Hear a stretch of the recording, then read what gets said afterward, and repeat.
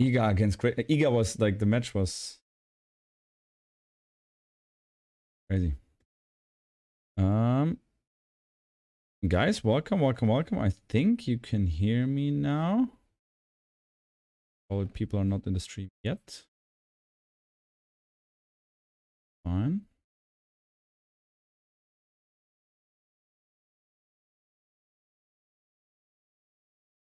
We're just waiting for some more people to come. But in the meantime, I say hello to everybody, guys. We're about to set everything up.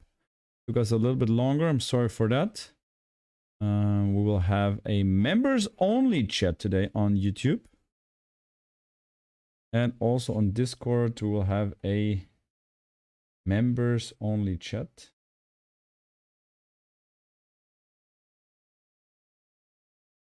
Okay. Details.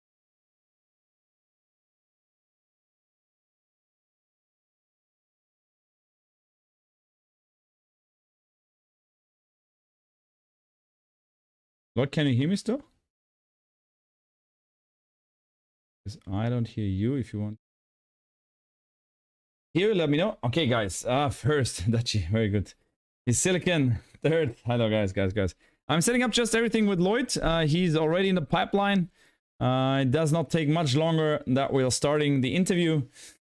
My name is Strabini, and we will have some fun times. First, for all of you guys, we have the interview section. We'll talk about a lot of stuff with LLOYD, and then we will play later on some rounds of GeoGuessr, because this guy somehow is pretty good at this, and maybe the community can beat him just like we did last time with a little bit of luck in the end. Sound is fine. This is good. As I said, LLOYD is trying to sort his problems. I don't hear him for now. But that is not a problem, as it's not the first time that I'm streaming, and if something goes wrong, you know, it's all chilled. He just found out that Dubai, where he's actually living and staying, he has no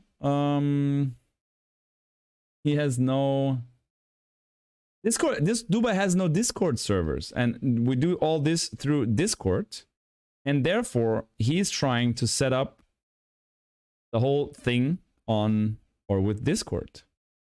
So that makes it kind of a little bit difficult for now, but I'm pretty sure he will sort it out pretty soon and get things done. In the meantime, as I said, if you have any questions, feel free to always write them in chat. As I said, we have only members chat. There's for now, it's only members are allowed to join the party. And we have to put down the alert boxes. Yeah, they're down. This is good. Everything, I think, is sorted out. We just need to wait for LLOYD. Maybe we need to switch to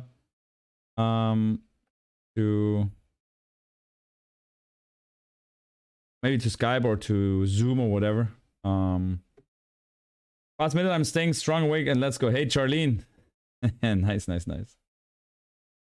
Hey, Vigo. Yeah, exactly. Go to YouTube if you can, because that makes it just slightly easier.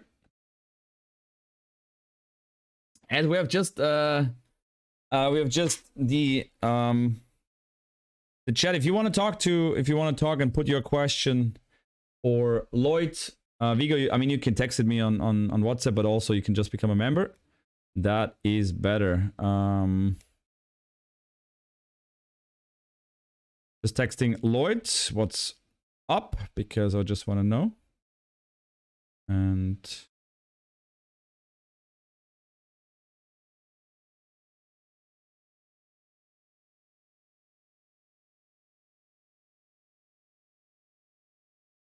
yeah, about the layouts. So about the layout, I mean, you can decide. I mean, one layout is the typical layout that we have. Let me just implement.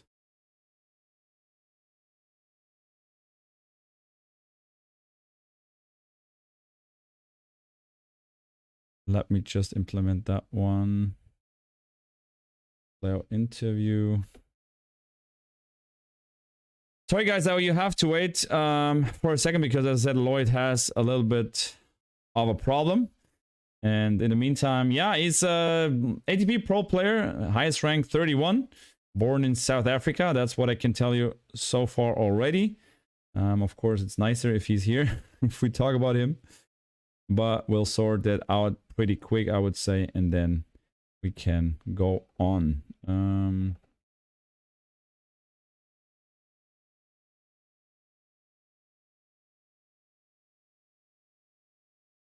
If you have questions so far, as I said, still the Instagram thing is on. So if you have a question, you can also send it on Instagram, but only members chat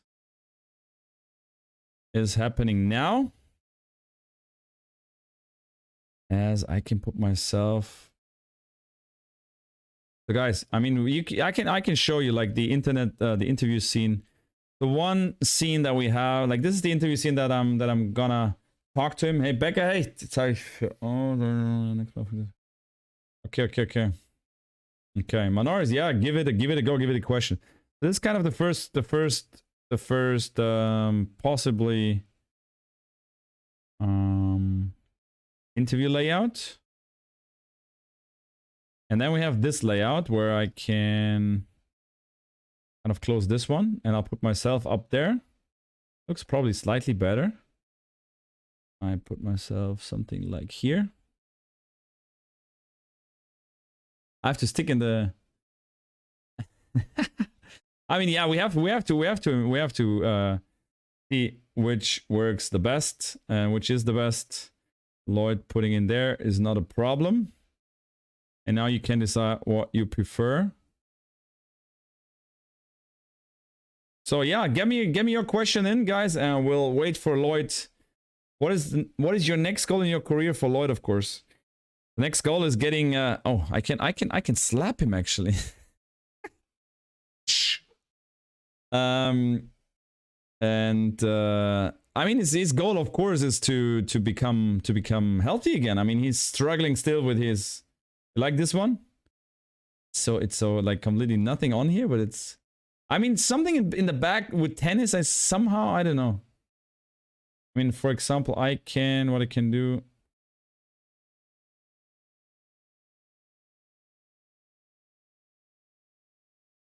I mean, I don't want too much. You can also use it without the frames. But how? Yeah, but with the frames it's better, right? With the frames it's better. If I put this and I put this and this away, we have just this. And this goes here. Something like this. Not too bad.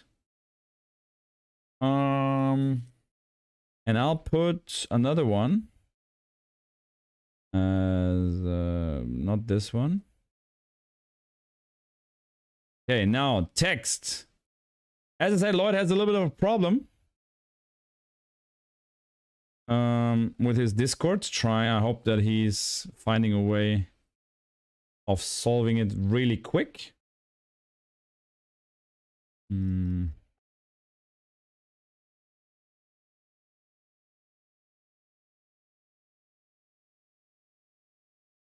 Question is, do we need this Strombini or not? I think we don't need this, right? I mean, I don't think we need this. What's our middle?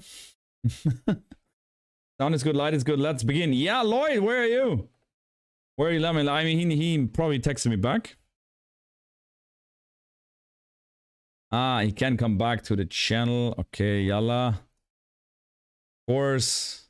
Now you're back. Wait, give me. Can I? So you're a moderator now in Discord. So now you freaking can get all the time there. You can ban people in my Discord. And you're welcome as a moderator in Discord. Anyways, now you can always at all time come back and go back to live section. I don't know if you regret that one day, because now even though I'm live, you can just jump in here and. No, just kidding. But Lloyd is here, guys. That's the good news. I just set up the interview scene, but I still cannot see you, buddy.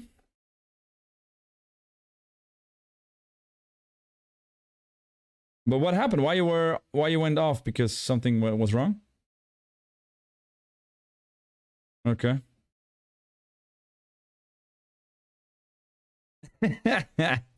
Okay. I was just all busy. I was like, what is this? What is this guy doing?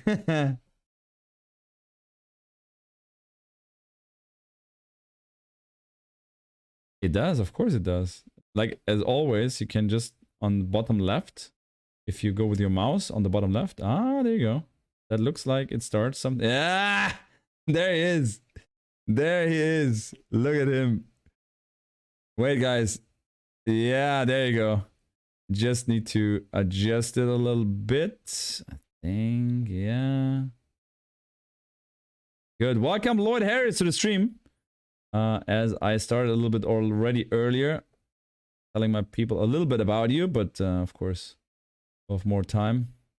I couldn't practice actually anything of you guesser. So it's gonna be even more disastrous than it was last time.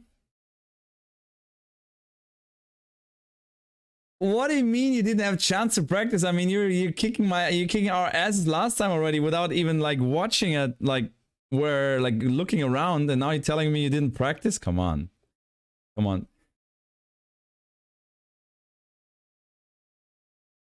Yeah.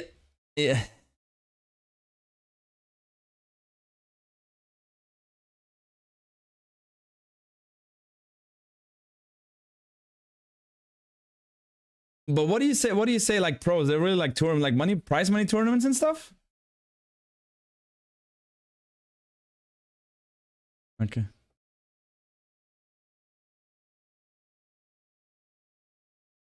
Okay, that's crazy. GeoGuessr. And it's always different spots. Like it's always like there's never like spots, like almost never a spot exactly the same. Yeah.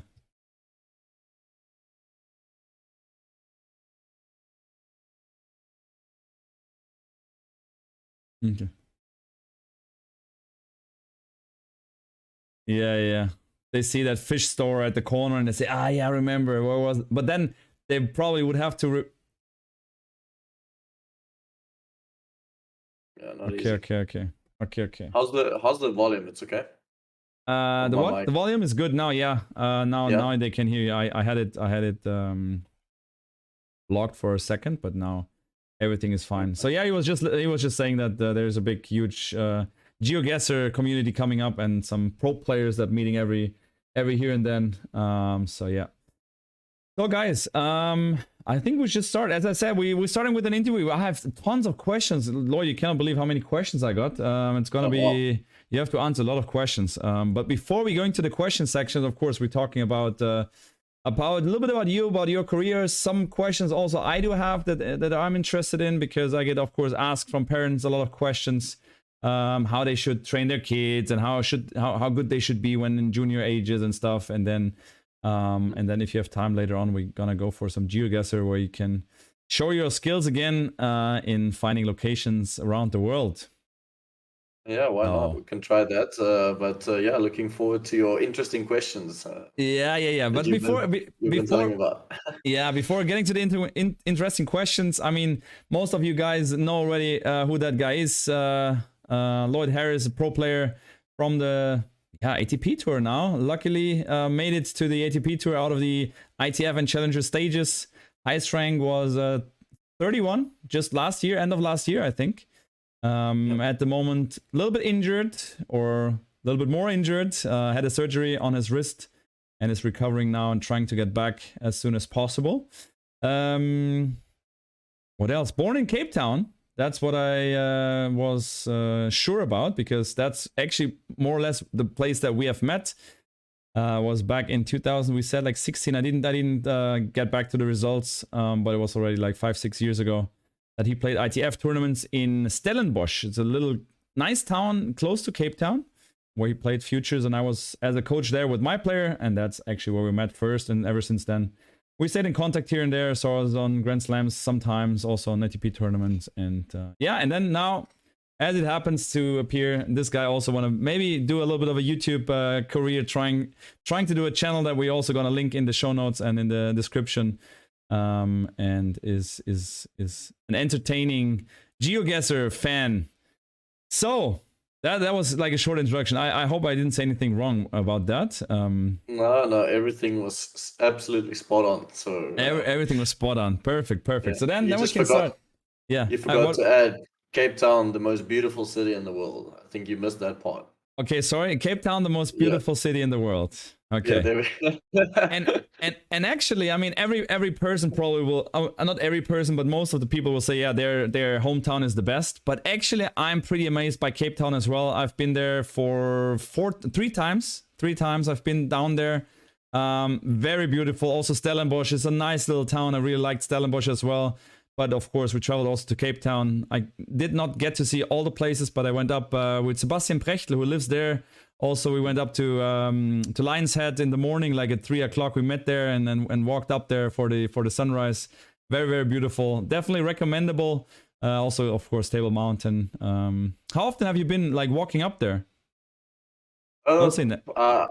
I'm not a big heights guy, so for me, hiking is not my favorite. You know, I mean, I've been up Table Mountain like maybe once, twice. Oh, really? Okay. Lion's Head maybe twice. It's the same. I mean, if you've done it, you've done it. You know, like Yeah. And I've not been one for the Instagram pics, so I feel like people just do it again and again for the Instagram pics, or they just love nature. But I feel like I'd rather do something else regarding nature, like with nature, rather than that. Like maybe some water activities, or who knows, just by the beach, or Got it. the nature of golf, if that counts. 100%, 100%. But that's more along my line. Yeah, but coming back to the nature of golf, like you're a big golf fan, and you're playing as maybe people saw it in my story. You're playing a decent handicap in golf. Like just get into the golf topic right away at the start. When did you start? How did that start? What is your handicap? Give us a short insight on your golf career so far. Yeah, well, I've really become a big fan of golf. It wasn't always my thing, I would say. But yeah, I think in lockdown with COVID and everything, it was one of the first things that kind of opened up. And then my sister and her husband, like all my friends around me, they were all playing, and I was like, shit, it actually looks kind of fun. I wasn't really playing, and then I went, for that first trip when it kind of opened up for tennis again, and when I came back, I just couldn't anymore. I had to go play with everyone because otherwise every weekend all my friends was playing, my family was playing. Like I'm the only one like barely playing golf. I've hit balls before, I've played before, but absolutely terrible. And then I started getting into it, and then ever since then I've just loved it. Worked a little bit on my game. Now I'm like, I think 8.5 handicap. So yeah, so I got it down to single figures, which was my goal, my ultimate goal. Like at the end of last year, I would say. So yeah, I reached that already, and now I've got a big bet with my brother-in-law for next year. So I really need to up my game because he's a really good golfer. So we'll see. I still need to practice a lot, but obviously I've missed 4 or 5 months now of playing, so I can't wait to get out there. But yeah, coming back, of course, to you saying you have not been out there for playing, of course, also due to your wrist injury that came like middle of this year. When was the fall that you were telling me on the tennis court that you fell down? How did it happen actually? I mean, LLOYD. Yeah, so I fell last year during the Dubai Open when I reached the final. The doctor reckons that's, I mean, obviously we have some footage, but we reckon that's the incident where I fell and snapped my TFCC completely off, my tendon. Because everything lines up. About 5 days later, I couldn't hold a racket anymore, couldn't play. I was in Miami. I had to pull out of Miami. I won first round there still. Had to play Batista good. Pulled out, went for scan, went for MRI. They told me I have a bone bruising on my wrist. But yeah, I mean, my physio wasn't with me at the time. She wasn't really traveling with me. And yeah, so we went to see an orthopedic surgeon there. He didn't say it was a TFCC. He said it's a possibility of one of the tendons getting hurt there, but it's definitely a bone bruising. So then we did work for 5 weeks or so. I took off, only came back later in the clay season. But my physio kept on telling me it sounds like completely like a TFCC. And then after, I think, the grass court season, she came to join me in the States. And the first thing she told me is like, yep, you tore this tendon off. Like, I have no doubt in my mind. I mean, obviously we'll go see a surgeon when we're in South Africa, but yeah, she's pretty confident. So we were like managing. I was playing with extreme pain, just painkillers, injections, things like this. But I did play my best tennis, also with my injury. That whole, that whole run I had in America, beating Nadal, making quarters at US Open, all of that was through a lot of injections and painkillers, which Wow. obviously no one knows. Like I would never talk about it in media or say anything like that. But I Sure. was managing, strapping it in the best way, and just doing as much treatment as we can to try and help it. And then I ended up tearing another ligament in my wrist this year. I guess from all the inflammation buildup, it was just under too much stress, and that's kind of where I had to pull a plug. Okay. But Yeah. the tendon that you tore, is that like a tendon that you can still playing? Like, is it you don't need a Yeah. tendon or what? I mean, what is that? It's in theory you don't need the tendon because your wrist will still be able to do the same movement. The problem Mm. is if you try and do the movement, you'll have an extreme amount of pain. Okay, But got it. it didn't. I wouldn't say it influenced my movement. But Mhm. whenever I would drop the racket for leverage with the racket in my hand, I could barely hold the racket. It felt like I just had to drop it. So without strapping, without warming it up properly, like there's no way. Like my first few balls that I would hit in practice every day would be like dreadful. And then eventually, as it warms up, like everything else starts firing around that tendon, and then it Mm. starts to feel okay. So this was kind of the situation just for a long time. So I would say, I mean, you do need it for, I mean, your full capability, but also in the same time, I don't think it affected my shots when I felt fine and warm and stuff like that. Okay, got it. Okay. Yeah. Interesting, and of course, learned something more about the TFCC, or what was it called? Yeah, The TFCC. That's right. That's right. TFCC is a 10. Okay, but jumping back completely to the start of your career, that's what is the first question that I have is like, how did you get actually into tennis? Like, was your like how did you get into tennis? Yeah, my mom and dad love tennis. They play tennis. Every weekend we would be at the tennis courts. I also have an older sister, 4 years older, and yeah, so she also played tennis.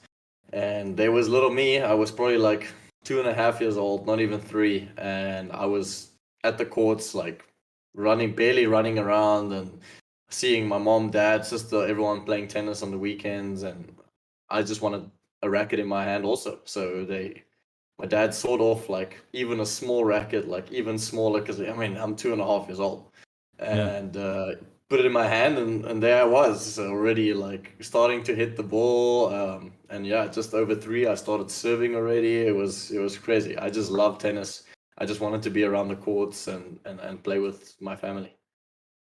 Okay, that's interesting. I mean, yeah, that's what most of the tennis players starts like the parents get the way of getting the player onto the court. The next question that I have, because that's interesting for me that I do have, is because we're going to the next stage. Okay, now I know you went into tennis, you probably went to the club, then practice with your parents, maybe with a coach. Like your parents were not coaches, right? They just enjoyed playing tennis, right? Yeah, not coaches. Yeah. When was the first like lesson that you had with a coach? Do you remember that? Like at what age did you start really taking lessons? Pretty young, pretty young. I would say like from 5, 6 already. Okay. But we're talking like once a week, maybe, like Yeah, yeah. not, or twice a week, go play in a group. So not Yeah, like yeah. lessons with a coach on a daily basis or anything like that. Yeah, of course, Um, that came later, that's for sure. yeah, and one of the things for me is like I was not one of the kids that just played tennis. I mean, growing up, rugby was probably my favorite sport. I was playing rugby, I was playing cricket, I was doing swimming, I did athletics. I was doing just about everything. So even until I think it was about like 15, almost 16 is when I made the decision that I'm only going to play tennis and really try and take it like, I don't know, more seriously, train more than just, afternoons and stuff like that. So until then, I was still doing all the other sports, enjoying that, and I think it gave me a good balance. But I think things are changing. You know, things are changing. And these days, 15, 16-year-old apparently is like almost winning Grand Slams. So tough. But that's a good question. But coming back to that topic, would you recommend like a young kid to have that variety of sports and say, hey, do like whatever you like and enjoy it, and then at some point, of course, you need to decide which sport you're gonna do, but all the other sports helping you to perform better at the sport that you finally choose? Or would you think it's better to just tell the parents, hey, if you have 5 days that you can do sports or that you can practice, do everything in tennis if he likes to do? Look, it's interesting. It's always an interesting one. I feel like having played the other sports, I mean, I was in a team sport, so naturally you learn something about that environment, working with other players, working with other people, you know, and also such a different environment of being in a kind of a team sport. Um, so I definitely think it helped me in a sense that also, like for instance, I was playing cricket, I was doing swimming, I was doing athletics, so I felt like it helped me with my athleticism on the court. Felt like something like cricket really helped me with my arm for serving. You know, just throwing balls and passing and kicking and all this stuff really helped me to develop other skills that you wouldn't necessarily just learn on the tennis court or in a tennis environment.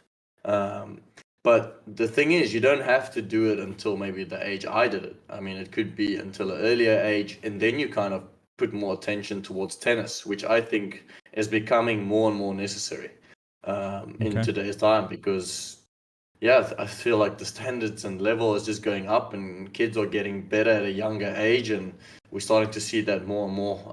So I do think it is better to transition earlier, but still have a healthy you know, level of maybe playing other sports as well. I think it's also fun for kids, you know, it's fun playing in those other sports. 100%. Like when you said you decided late to get into tennis, like to what age did you do the other sports then? Yeah, probably like 14, Okay. something like that. 14, maybe 15. Yeah. So would you say that, for example, the average age in the top 100 like has increased over the last decades significantly? The average of getting into the top 100 has increased significantly. Would you say that there will be a change at some point? Because the younger players get better and better, and there's also a lot of younger guys getting in Yeah. there earlier. Well, I feel like now it's changed. It's already changed. I mean, if you look at the top 100 now, you look at the top 20 now, I mean, guys are mid 20s. So many younger guys there also. I mean, I feel like a lot of the older guys have dropped down out of top 20, top 30. They may be hovering around more like a 50 to 100 ranking now. Obviously, there's still a bunch of them. I mean, for sure, but it's already changing and evolving for sure. So I do think an even bigger change is coming in the very near future. I do think there's still another 10, 15 guys which are not going to be playing for another 3 or 4 years. They might have another 2, 3 years in them, and that's it. So I do think there is already a big change coming, and that people will start breaking into the top 100 again earlier than there was like just a few years ago. Okay, interesting. Well, we'll see that. We'll see that. I will make statistics on that, and I will come back to When you. when I broke in, I would say, I mean, it must have been like in the 30s, the average. I mean, everyone around me was like people I watched on TV. But if I look at the top 100 now, like there must be like 40, 50 guys which are my age or of a similar age. Yeah, well, You, yeah, yeah. yeah, you would agree or no? It's a good question. I think in general players I like mean, tend I to was play looking play at the longer. list today. I was looking at the list today, and I was amazed. I was really amazed. I didn't. I was thinking in the same way as you, but when I was looking at it today, I was like, "Wow, this really been quite a change already." Could be, yeah, could actually be. Yeah, I mean, with the college thing and players just getting back to the tour with a later age, it's still becoming a bigger and bigger part and plays a bigger and bigger role, because I think this path is choose like much more than it was like 20 years ago, because then it was just like getting pro or like starting a normal job kind of. But yeah, it's interesting to see. I mean, for me, I would not say that the the average goes down that much because the player is just playing so much longer. I mean, Novak Djokovic is now 35. I mean, if you go back like only 10 years ago, there was no guy playing 35 on that level. And I think Djokovic will play like 3-4 more years on that level. And you see, I mean, this Bautista Agut, this, I don't know. Well, there's a lot of guys that are over the 30s and still playing. Of course, they're not on the top 10 or top 15, let's say, most of them, but still being in the top 100. And that's what I believe. Sure, maybe it keeps the age average so high because the guys that are older are like 35 and 36 and 37. Yes, but if you take the amount of guys over 30 compared to under 30 now, I think that's already changed quite a bit. Yeah, that's possible. That's possible. Yeah. Okay, but then getting back to now we learned how you started tennis. Let's get to the next stage. You got tennis lessons and then playing once a week. Did a lot of other sports. When was then? Okay, then you said like with around 14. I remember like 14, 15. You also went to the Anthony Harris Tennis Academy that you've practicing ever since then. When was the moment where you said, or your parents or the coaches, hey, that could be potentially pro career? Like how did that like turn out, or how was the whole process? I was 15. That's when my parents spoke to Anthony, and then that's when we kind of made the decision to move to him. And once we moved over to him, it was like, okay, we're gonna play tennis now. We're really gonna put more focus into it. I'm gonna try and spend more full days at the academy, try and get more off time from school and stuff like that, and really try and practice harder, get to more tournaments. And Anthony really believed in me, and so he was one of the people. Him and my parents were the ones driving it, and obviously I was talented. I love tennis, and it's what I wanted to do. I mean, it's definitely was my dream always. So it's just something in my eye. Jeez. No word. But yeah, so that's kind of when I made that move, and that's when I started traveling with him. And Anthony always told me, I'm going to be a player. But it wasn't always the idea of playing pro was always there, but it wasn't always a reality because I didn't really have the funding. So it would have been really hard. And that's why, I mean, I definitely at some point I was considering college 100%, 16, 17. It was only in my last year where I decided, okay, I'm going to, when I turned 18, where I decided, okay, I'm going to go full out for it. But before that, I had to consider other options because also funding wasn't something that I had. Yeah, and coming back to the funding and to the money, and of course the travel, it costs a lot of money. You probably most likely just played in South Africa and maybe in near countries, some junior. Did you play any junior tournaments there? Like really like traveling more than, let's say, Cape Town and half an hour car drive? Yeah, so I mean, South Africa is a huge country. So obviously I played South Africa, we played in Zimbabwe. I remember going to Kenya. I also went to play some in China, I remember. Played some tournaments there. I played some in Europe also. At what age, if I may ask? Those didn't go too well. Actually, I played the Smurfville Bowl when I was 10. That was my first international tournament. And then when I was under 12, we did like a whole like little trip. And then under 14, I started playing. I also went on like a trip overseas, but this is like once or twice a year. It's not like nothing major. So only once I started playing, more ITFs, and I was like 16, 17 and starting to play better. That's when I started traveling more and more, overseas. Yeah. Okay, got it. Smurfville, the one that you just mentioned, is like the kind of world championship from under 10s, right? This is, I think it is correct. Is it in Croatia? Yeah. I've never been there because I've never worked with like these really young kids. But it's fun to see like the 10-year-olds. The bags are as tall as the players. They walking around with the bag like literally touching the ground, and it's fun. And they play it there, so some good guys, right? How did you compete there? Like how do you remember any results from there, or were you any good? Or I did quarterfinals there. I don't know if that means anything. I think you had to you had to do like a round robin, and then I played like round of 16, and then I won that, and then I lost to I think the guy who won in the end. I can't Okay. recall his name. I think he was Italian, but I Okay. don't think he played. He doesn't play. But Okay. yeah, but it was a great experience. It was there. My whole family, we went. Oh We wow. were all in Croatia, Okay. and it was really a nice trip. After that, my parents took me to Wimbledon for the first time. Oh wow. So we made a little Nice. bit of a trip of that, and when we were at Wimbledon, that was the first time I got to see Federer. I got to see Federer play against Safin. I was 10 years old, and I remember it's a good story. My sister, she went missing at Wimbledon, and there's no phones and stuff. Like, there's no way of getting hold. Like, it's impossible to get hold of my sister, right? So we like all scrambling around. Like, my mom and my dad has a phone, but us as kids, like, we couldn't get in touch with us. And we ended up finding her like an hour or 2 hours later, standing in the queue for the ticket resales at Wimbledon. And she's and then she's like near the front of the queue, and she's like, the first thing she says is, "I need money to buy the resale tickets because we're gonna go watch Federer." And I mean, Uh, you can imagine my parents are like super upset, but then yeah, in the yeah. end, the idea was brilliant. It was one of the coolest experiences ever, and to this day, it's like one of our best memories, as a family. So Oh it's pretty wow. funny. Yeah. So thanks to Monique for getting us those tickets, and yeah, it was quite a memorable experience to say the least. So Who would at have the known I'm end, gonna play him on that same court, like just 10 years later? Like, how many years later? How many years was that? Like 12 years later or something? I don't even know.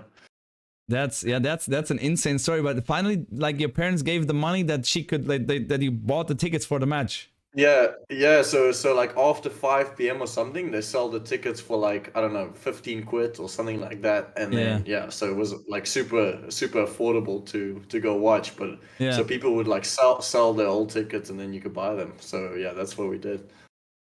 That's insane. That's insane. Well, we're Yeah. coming back to the pro career later, but that's, yeah. These are the stories that I wanna hear. That's amazing. That's amazing. So, what would you say to like the transition from really the juniors and from the really, like, let's say 12 years, 14 years, and then really getting to the more of a pro direction? What was the hardest part for you to get that and to becoming a pro like you are today? Yeah, I feel like I didn't have like incredible results as a junior. I was winning a lot in Africa, and I got to 38 in the world. So maybe some people will say, yeah, that's pretty good. But I made all my points in Africa, China, playing African championships, like B2, like getting a ridiculous amount of points for not beating that highly ranked players. Mm. Um, so I don't feel like I really justified that ranking. And I think one of the hard things or was maybe I wasn't winning as much because I was really trying to build my Anthony was really trying to build my game also for like to be a player.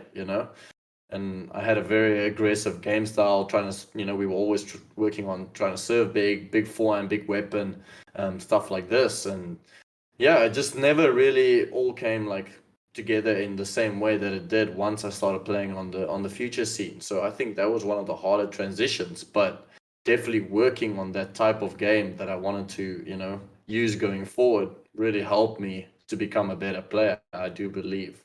Um, but yeah, I think also one of the things for me was just to get enough exposure. Not that easy. Coming from South Africa, to get enough exposure to play against enough top players, it was pretty tough, especially at the start. Like from 14 to 16 didn't happen all that often. But after that, I managed to get a little bit more, which really helped. So for me, it was about getting that, really good competition, measuring yourself, and being able to see what you need to work towards. Yeah, interesting thing, and that's what it's. Probably I have to take that sentence, and it's funny because most of the professional players, they say exactly what you just said, that it's more about the development of the players and not about the rankings. And nowadays, like the Sure. parents, there's so much looking into rankings. I mean, where's my kid going to the tournaments? They have to beat the kid from the other parents that believe that they are good and stuff. So I mean, it's like a circus down there in these tennis Europe tournaments, where I've also been, like under 12, under 14, even under 16 tournaments. But under 16 is already, it starts already to divide of those who really develop their game and getting better, and those who just looking for rankings all the years and then seeing themselves down, just dropping out of the ranking because they just didn't do their job properly by building up their game. So yeah, well said. And that's just nice to hear, because that's what I'm teaching all the parents and all the kids. And sometimes the parents, they don't believe it because they say, yeah, but ranking is also important to get in the tournaments. I said, yeah, but it's important to be good at when you're like 16, 17, 18, but not when you're like 10, 11, or even 13, 14. No, I say once you start playing in like ITF events, yeah, it becomes important in a sense, but also that cannot be your priority. I mean, if you keep working on your game, you keep developing the player that you want to develop, you know the ranking is going to come, you know, within time. So I think you have it spot on right there. So for me, it's all about, you know, working on the stuff you believe your player needs to be working on, and then the results will just happen naturally. That's exactly true. Okay, let's go to the next question. Because I have a question that is interesting also for me. Have you ever played chess, actually, Lloyd? And if so, how good are you? I have played chess, yeah. My best friend, since we were 2-3 years old, he used to play chess for South Africa. So, really? yes, very good player. No way. And he doesn't play chess anymore. But he used to be incredibly good. And back in the day when I'm talking about 12, 13 years old, I could play, I think, pretty good. But, I mean, I've barely played in the last 10 years. But I still know how to play chess. I mean, obviously, I played pretty much a lot with him when I was younger. We used to play with the clock all the time. So, Nice. I was playing at a decent level. He taught me some openings that I also can't remember anymore. But that's cool to hear. So I used to really like it. I mean, obviously, I followed and watched him and stuff like that. But yeah, now it's been a little bit different. Okay. But do you know any other players on the tour that play chess? Because why I'm asking, of course, I'm playing chess. I'm really playing. I love it since some years. I played when I was younger, when I was your age, like when the same age. I started playing chess. I was in a club, learned some stuff, and then for so many years just played here and there, a few games, but not really. And then just after started streaming, like about 2 years ago, I started to get into chess more and more, and since then I play a lot. And I'm just wondering, because chess, there's actually a study from a guy from Barcelona. He made actually a master's degree on that tennis and chess correlates quite well. So if kids play good chess, they can focus longer on the court, and they will not be losing their focus that much. And on the other way, the same, if a player is not on the court like focusing a long period of time, this kid is the first losing their queen on while playing chess. So that's why I was, because I know some players, but I think Rublev plays chess. Yeah, he does. I've seen him play chess with his coach. I can't recall. There is definitely a few guys, but I mean, the Russians play chess. I mean, I also know that Medvedev and Kachanov playing better than Rublev. Actually, Rublev said once that he has to get a coach now on chess because the other guy is kicking his ass regularly. Well, so, Medvedev is a chess master in tennis. So I guess he's a chess master in chess as well. So makes sense. Exactly. So, but the Russians, of course, Russians and Indians, they have a big tradition. Of course, the Americans as well. But I would say Indian, where the game says or where the game is from, kinda.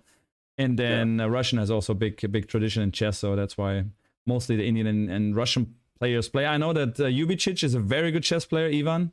He plays. He's one of the best. Like he has a rating of 2,300, kind of, which is very, very good.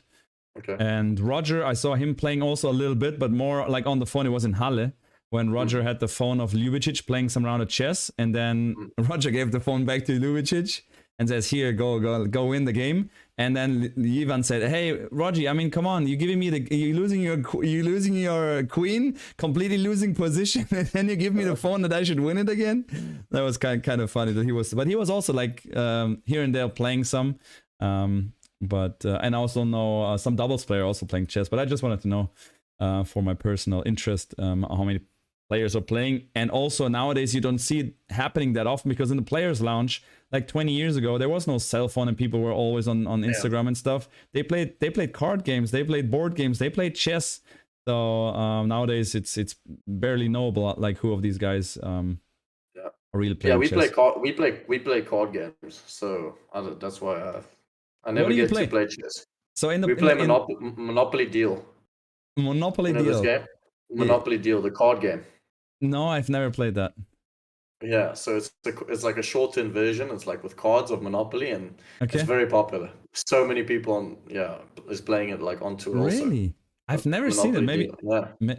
But with whom are you playing then? Like, who are the guys playing? Who is With the my best team, Monopoly? my team. Ah, with your team. Yeah, Okay, my okay. team. Yeah. So before and after meals, and when we're waiting around and having coffee and stuff like that.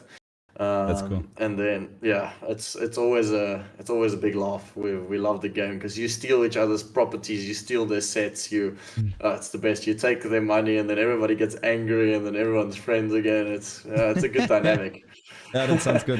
That sounds a lot of fun. And it's very important, of course, like because on a tournament you have a lot of waiting hours, and of course the cell phone is always not the best friend. Like also on the tournament, it takes your energy here and there. So I really enjoy doing these kind of things. So that's very good. For sure. So another question came up here: is what would be your job if you would not be a tennis pro? Oof. Always growing up, I always said I was gonna be like an engineer, maybe do IT, something like that. Okay. I was really smart in school. Like I did pretty well at school, so I always figured that I could kind of pick what I wanted to study. So yeah. I think I would have gone into like engineering or something like that. Never really came that close. But yeah.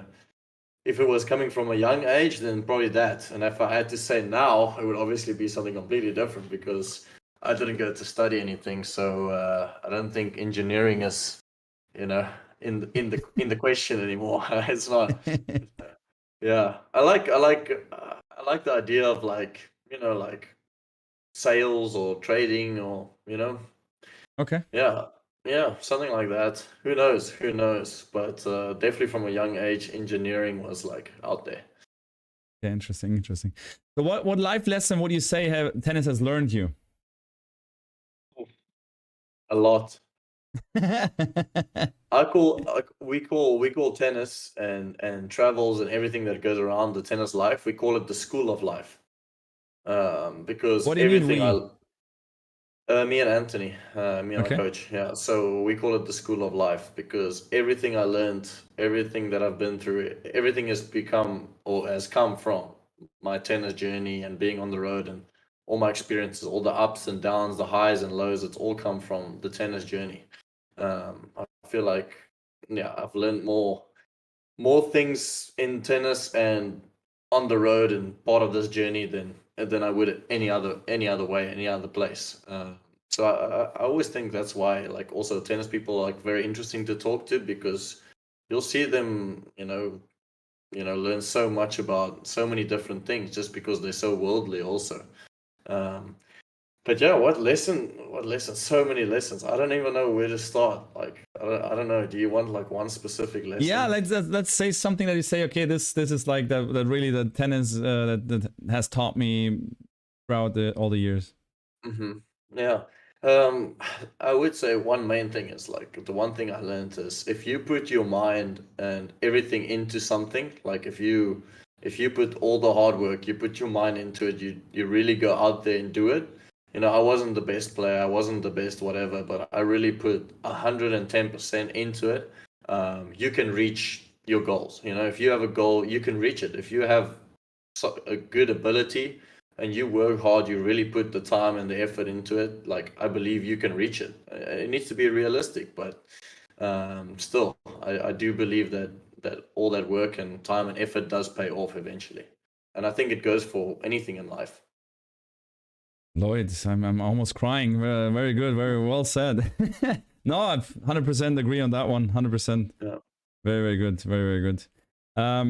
So one last one that that goes more into the tennis direction before we go further on in your career. What is a routine for you to go into a match? How does it look like before a match? And we talk about, you know, the match starts at 10 o'clock and you have to prepare for that. Because I told also in the stream here, if you have a Grand Slam and you have a Grand Slam match, a guys match in front of you, you might warm up like for 2.5 hours because the guys seems like winning in 3 sets, and they go to a fourth, you warm him up again. And then, so you know, it starts at 10. Like, what would be your routine to go into that match? Yeah, so normally our matches start at 11, so I'll just run with that because it's easier to explain. Like, so it would be for me like waking up, having a big breakfast, because I know I'm not gonna have anything more than a snack still probably before I play at 11. Probably have What is some a big fruit. breakfast for you? A big breakfast. Yeah. I don't eat that much, so don't quote me like on a big breakfast. Yeah, that's what I'm just asking. Like a omelet, some cereal, yogurt, and some fruits. Something along that line, maybe a piece of toast with that. Yeah, just try and get as much into me as possible, but still like feeling comfortable at least. You know, you don't want to overkill it, and then later on have a bar, maybe from fruits, something that also digests pretty fast and well for you. But yeah, so a big breakfast, go early to the courts, get there, have a coffee when arriving at the courts. That's my routine. What is early? Sorry to be specific. I want to have specific facts. So my warm up, if I'm playing at 11, my tennis warm up would be at 9:30. Okay. So that means I would probably start doing all my physical stuff at 9, which probably means I'm stretching a little bit with my physio at like 8:45 already. Okay. So yeah, arriving at the courts 15 minutes before that to have the coffee. So let's say 8:30, something like that, 8:20. Also, I hate them. Well, like I hate standing up in the mornings. Like mornings is my nemesis in life for now. Hopefully one day that will change. Do you know a tennis player that really loves to stand up really early? There is, but not many. Only a really few, I think. Yeah, the majority is like, nah. Now give me a 7 p.m. match and I'm like as happy as can be. Give me an 11 a.m. match, like, yeah. So I travel with Xavier a lot, so he's like, if he used to tell the tournament director, if you put me on at 11, you might as well just throw me out of the tournament because there's no way I'm physically or mentally rocking up for my 11 o'clock match. Yeah. So yeah, he says he was way worse than I am, and I'm like, shit, that's tough. That's tough. That's a big effort because I struggle. So for me, in my eyes, that's pretty early because that means you still got to have breakfast before that. You still got to take your ride to the courts. So everything, goes into a very early morning. And yeah, if you don't get to bed early enough, you're not gonna get your hours of sleep you need. That's for sure. Interesting. What do you hear some music like? And then when going into the match, like after the warm up, physical warm up, you said like 9:30 is your tennis warm up. You warm up probably like half an hour, as all the pro players. Let's say half an hour, 45 minutes maximum, and then you have still an hour to do. So what in that hour? Yep. So straight after the warm up, I'll go shower. Always shower. Come back. As soon as I come back, I do my grips. My team will normally prepare my drinks for me. So just get everything ready. And once we've done that, we'll probably play some cards for 15 minutes, and then it's probably like 20 minutes before we'll head back, to the warm-up area and just start to get things, going slowly again. And then the 10 minutes before, just very explosive runs, movements, shoulders, get everything really fired, get some ball throws, get some quick reaction stuff, and then after that it's put my earphones, get in the zone, and then be ready for the match. Cold shower after the warm up? No.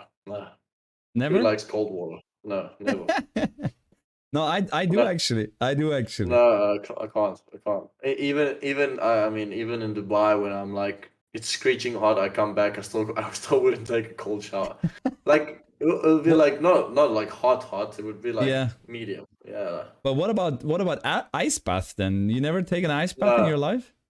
No? I have. Okay. I mean, obviously I have a few times, but I don't believe in that. You don't believe in that? Okay, that's interesting. Yeah, there's nothing that proves that it actually works.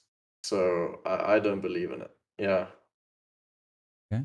Yeah. There's actually nothing that proves that it helps your recovery because things tighten up in your body and the blood Yeah, circulates I faster feel like and half of the study shows it's very helpful, and half of the study okay. shows the opposite. So for me, it's like, for me personally, I don't feel that it's ever helped me or made a difference to me, and I absolutely hate it. So it just this. I mean, I do a lot of other recovery stuff, and I feel like Yeah. that is way more worth my time and my effort than standing in freezing water. Of course, and the Um, studies that show that it doesn't help anything, you love these guys that did these studies, right? Listen, the good thing is my physio doesn't believe in it either. So, Okay. so thankfully we're on the same page. That's why she's for your physio. I understand. I understand. So Exactly, so exactly. what do you do after like a 5 hour match, Grand Slam match, or let's say 4 hour and you're kind of dead? What is your recovery then? What do you do? Yeah. First things first, protein shake straight in my hand when I come off. Get on the bike, spin for 10 minutes. Then I'll go shower because probably your chances of cramping if you stretch straight away is pretty big. So first that little bike, shower, then have a nice stretch, long stretch with the physio. Then we'll probably flush the body, just flush the legs and the back and whatever. And then if there's some work to be done, we'll probably do that later on in the evening. Yeah, that's interesting. But also just food before that, of course. But yeah, For what after the shower? no. So food, stretch, and then shower. Food. So Oh, no, no. spinning. I mean, okay. No, You go off spinning. the court, protein. Yeah, yeah. Protein, spinning, shower.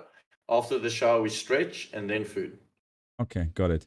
Yeah, How long do you stretch after the match if you still have, for example, the next match a match? How long is one stretch for one muscle? a few seconds, not that long. Okay, so it's not We'll like a normally half an hour, no, half a minute stretch. no. I mean, normally we do like 10 seconds, and we do each muscle like a few times. Okay, okay, Yeah. So nothing. We don't hold it for that long. But we do the same muscle a few times. okay. Yeah. I do think longer stretches are also good. You also need those, but for post match, that's kind of not in our routine to hold for that long. Yeah, yeah. I mean, with stretching anyway, there's a lot of myths and okay, you should stretch Yeah, like yeah, for this and before sure. the match like this, and of course, I mean, static stretching is not pretty good before you exercise. That's what Yeah. is like the main stretching thing that people say, but in general, it's interesting. Like different people stretch different. That's why I just wanted to know what you do after the Mhm. match or between the matches. Yeah. Very, very interesting. Okay, guys. We go to the mental part of the game before we then head to back to your career. What was when was the first time that you started doing mental training? Do you do actual mental training? Do you have a mental coach? Give us a short insight on your mental game, because when I remember, I seen you also some matches and also already in Stellenbosch 6-7 years ago. You were mentally actually pretty solid since the beginning. I didn't see you completely freaking out. I mean, of course, you have won all the trophies there. Maybe that was part of it why you didn't freak out. But yeah, give us a short insight on that. Yeah, I think throughout my career I've been pretty. I'm a calm player, I don't not too many ups and downs and highs and lows, too many emotions on the court. So I think that helps a lot for me personally. I mean, obviously each person is completely different. So I feel like I've always been mentally stable. I think I've always dealt well with pressure and big moments and stuff like that. So I don't think I've necessarily needed mental coaching or mental for that front. It's more there's a lot of things that starts to happen once you play professionally besides just like what's going on the tennis court. There's a lot of other stuff to deal with also. So it's just about talking through a lot of things and stuff like that, which has been a lot of help for me when I've had that. But I mean, yeah, I mean, if you struggle sometimes, it's good to talk and just to get another perspective and to hear what someone else has to say. But I do think it's becoming more and more of a thing that can help you going forward. I do think it's a big part of tour now. Like a lot of guys have a mental coach or a mental like a team that works with them and stuff like that. So I do think it's important to have that kind of a role or mentor definitely doesn't have to be on a daily basis, but just once in a while to talk over some things and situations and stuff like that. I think it's also helped me a lot. So was Anthony the person, or did you have like a mental kind of coach that you could talk to? Yeah, I mean, obviously, I always had like my team, who was the people I spoke to the most. I had some people like mental coach, um, from the mental aspect that helped me. So I did go. I have I've had like one or two people that I have worked with, not for an extended period, more for shorter periods, but in that time it helped me tremendously. So, yeah. Very good. So now jumping back to the to your tour life then. So then what a question? Yeah, I wanted to know. Of course, I'm pretty sure that you know. When was your first ATP main draw win? My first ATP main draw. Jeez. Yeah. I think it was. I was sure that he would know that, because I said he would. Of course, he would not forget that. I can't remember the year. It was. I think it was in China. It was in China, yes. Yeah, it was in China. I can't remember what year it was. 2018. 2018. There we go. You have this. You went to go look it up, didn't you? Of course, I didn't know. I didn't know about Yeah, heart. I know it was in China, so I got that part right. So you don't know against whom you won the first round there? It was. I think it was a seeded player. A seeded player. I think so. I could be wrong, but I mean, this guy's could be probably a seeded player. Maybe I was wrong. Maybe he was not seeded. That was not my first ATP though. So you played against Gael Monfils in yeah, but that was Chengdu. not my first ATP. I knew No? straight away you were thinking about that, but that wasn't my first ATP. So that was not your ATP 250 event that you have won the first match? Okay, then my... Oh, where I've won? Or you asked me what was my first ATP? No, the first win, the first match that you won. Shit, maybe it was the first win. No, could it be? Yeah, I mean, I think the internet doesn't lie. Against Gael Monfils. Yeah, I was playing qualies the previous year, also in China, and then, jeez, did I win an ATP match before that? Can't be. That's so funny. I mean, I would. Are you a guy that remembers a lot from your matches and from your tournaments, or you like you forget about stuff? You don't know the score. You have no clue what was the score there. No. That's funny, because if for example, Yannick Mann, the guy that I traveled with regularly, he would tell you everything. He would tell you the score. He would tell you like how the match point was. And some matches, some matches. The ones I really want to remember, but some of them no. So Gael Monfils won the first set 6-3, and then you won 6-2, 6-1. So that was your first ATP match, and it's just 4 years ago. So we're not talking like 10 years ago, but it's all right. It's all right. That's a long time ago. For a tennis player, definitely. So that was the first match on the ATP tour that you have won. Before getting into the pro tour, was it harder for you to transition from the juniors to the ITF, like kind of? Or from, let's say, more from the ITF to the challenger stages, or more from the challenger stages then to the ATP tour stages? I think I would say like futures was obviously a long part of my journey. I did play futures for like 2.5 years, something like that, on and off, maybe even 3 years or whatever. Then in the 6 months transition, it was like playing some futures, playing some challenges, had to like mix and match, because I wasn't winning enough matches to kind of only play challenges.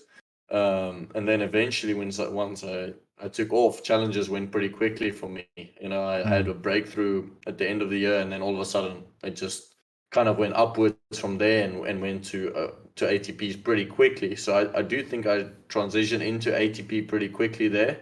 But then ATP was a whole nother challenge, getting used to that, and I felt like the level was definitely harder to get used to than it was for me to get used to the challenges for some reason. I think it's different for everyone. Same like futures was easy for me to get used to from juniors, but then again ATP was was hard for me to get used to from the Challenger Tour. Okay, interesting. Okay, then you made, as I said, you made it through the ATP Tour, and then breaking in the top 100, of course, was then a year later. And like take us on like some good matches that you have played, and on the like let's say rising up into the rankings and make it up to 30. I mean, you had some, as you said before, you played against Roger in Wimbledon center court. Yeah. Take us on that, like 3 years. It's just 4 last years actually since you've broken in the top 100. Yeah. I mean, I think the first big thing is like even dating back to the futures was I won six futures in a row, which was pretty cool feat. And then even then I was still like, I think 260 in the world, like barely, getting into challenges at that point. I mean, the cut still used to be a lot stronger. And then I kind of made that transition into challenges. End of that year, I went to Lexington. I think the best result in the challenger, I made 1 semis, but it was like 1 or 2 quarters, 1 semi, and the rest was kind of like second rounds and first rounds. So I don't think anyone expected me. I wasn't seeded or anything like that. Expect me to do well, and I won that tournament playing really good tennis. Just kind of riding the wave from there on out. Played finals again the next week in Aptos, Vancouver quarterfinals the next week. Then I went on to play US Open, qualified for US Open. Did end up losing first round, but I just kind of rode that wave and transitioned pretty quickly from there on out. And then it was in January that next year when I was in Australia, I qualified for Australia. And then it was actually just after that in Tasmania when I broke into the top 100. You see, I do remember that. So there's a bit of a funny, So there's a bit of a funny story. So I was in Tasmania, and what's it called? Tasmania. Yeah, Tasmania. Yeah, Tasmania. And is it now? Say it again. The island just like off of from Australia. Yeah, I know. Do you know the city where you played actually? Yeah, so the first week was in Burnie. I was playing there. Oh shh. We still okay. Was that your tea? No. There was just my mic. It's all good. Okay. So I was playing in Burnie. I lost first round.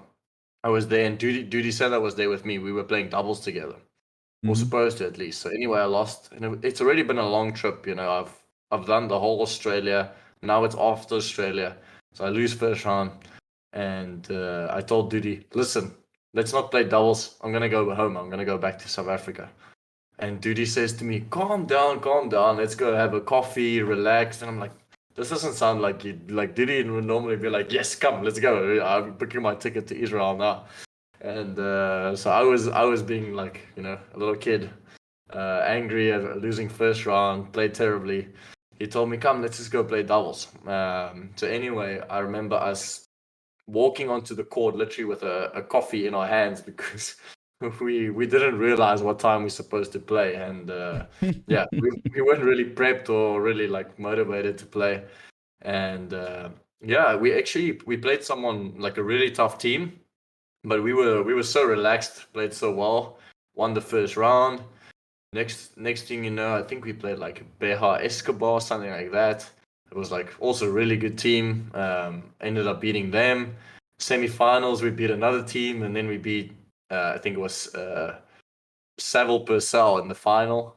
I mean, all like top 100 players right now, and that was in Burnie, and that kind of we just ended up having a good week, relaxed week.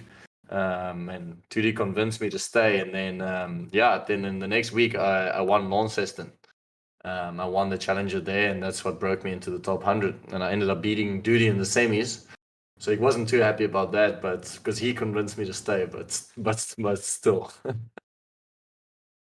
Very good. That's how I broke into the top 100. Yeah, interesting. Yeah, very, very good. I mean, these stories, they happen on tour. They these interesting things. I've heard a lot of stories like that. That someone wanted to pull out of a tournament or not going there and then eventually getting there and then making a good story. And most of the time it's also the situation, if you don't expect it, it's more likely that something's gonna happen because you don't care if you're gonna lose, and that's what is so hard, because you really desperately want to win the match, and that sometimes makes you tight and makes you like care about it too much. Your thoughts are more on like trying to win the match for any with any possibility, and then you end up maybe getting too tense, too tight, and losing a match. Did you have any? Do you have issues with getting like too tight in matches when you play like good guys, or you about to close the match? No, I mean, it's situational. Like sometimes it just happens. Sometimes you will get a bit more tight. Maybe you haven't been winning that much. Sometimes you will have this, but other times you'll feel nothing and you'll just cruise through it. So I think this is part of tennis. Sometimes you'll feel the pressure way more than you will at other times. So could you say you have a problem with that then? I don't think so. I think it's just natural, you know?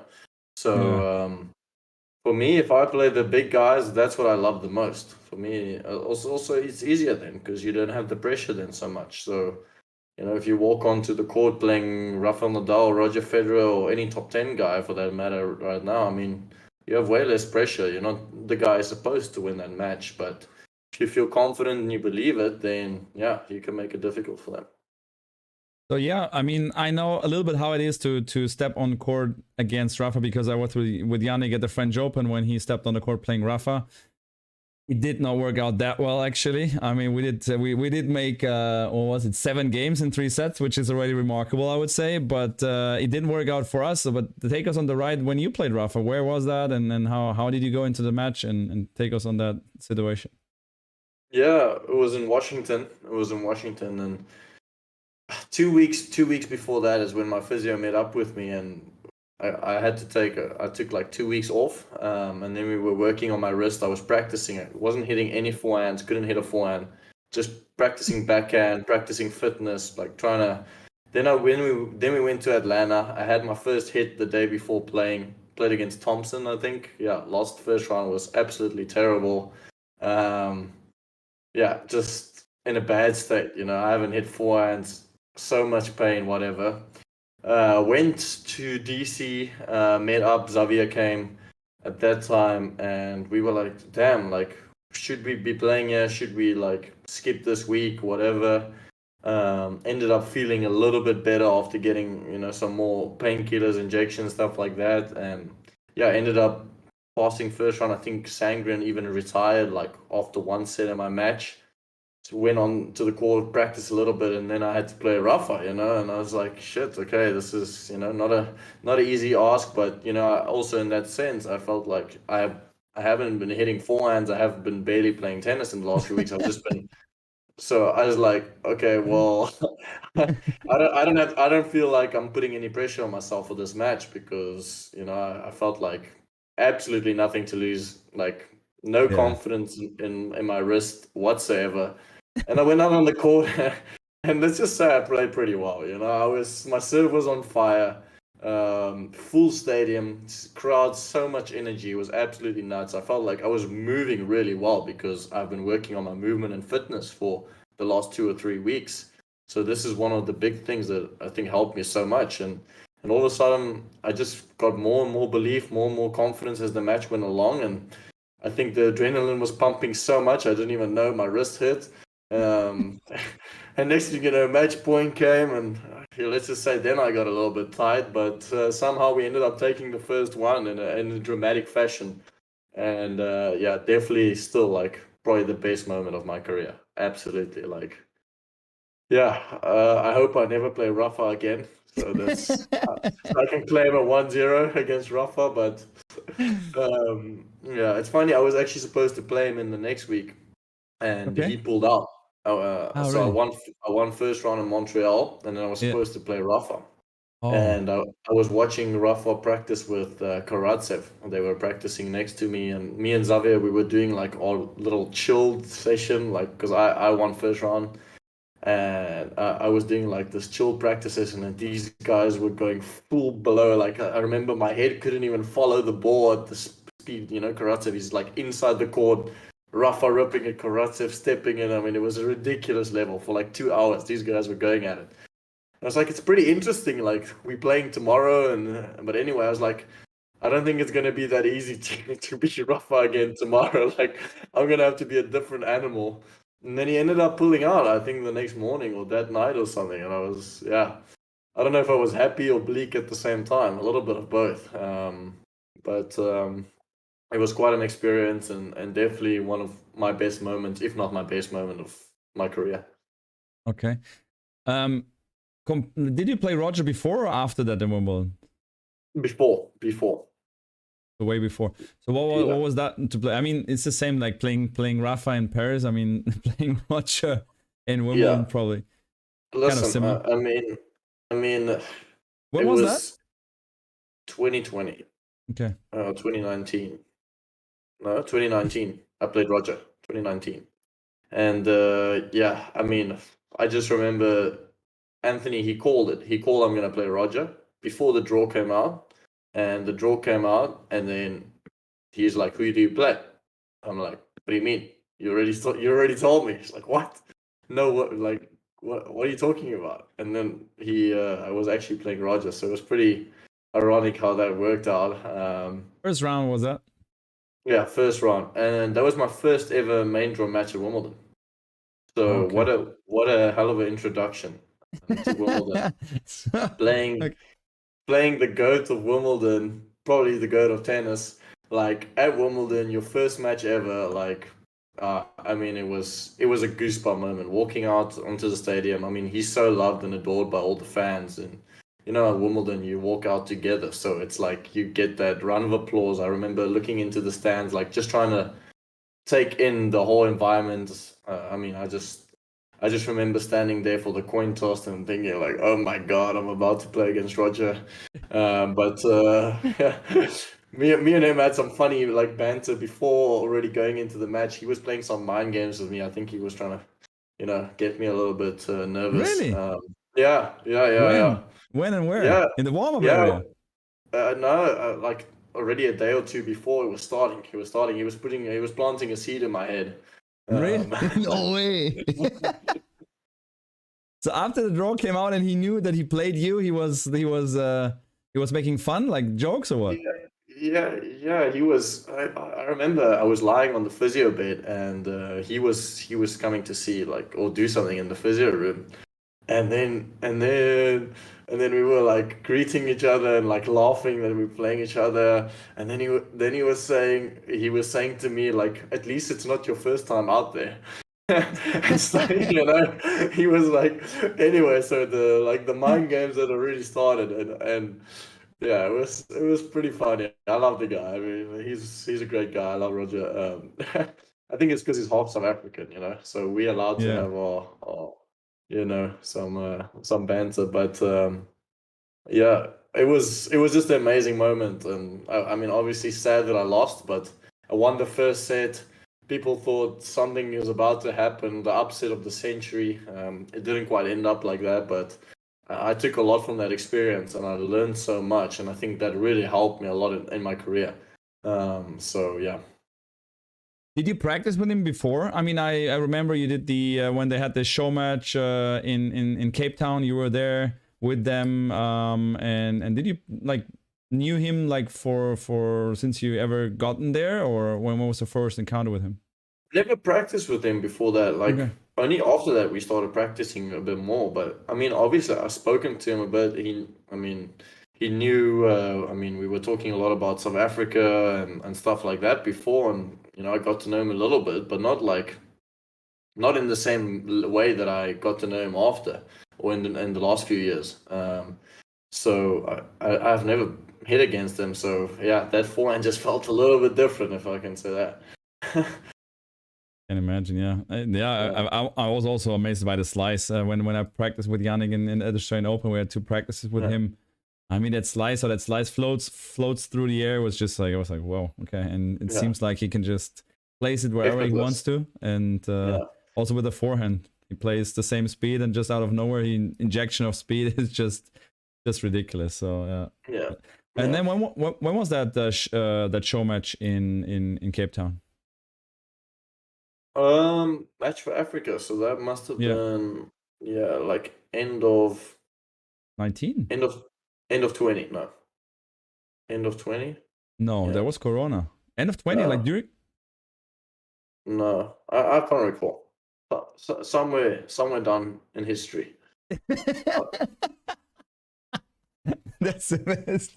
Okay. So obviously you were down because it's your hometown, and then you were hitting there practicing. Did you play it? I was just back there for like a week or two practicing. It was like Okay. a coincidence how it worked out. Yeah. Okay. And then we did a pro-am event where I helped Roger Ruffa. It was me, Roger Ruffa, and then there was someone else. We were 4 courts, and then we had like all these. I was playing with Bill Gates. I was playing with some really cool people.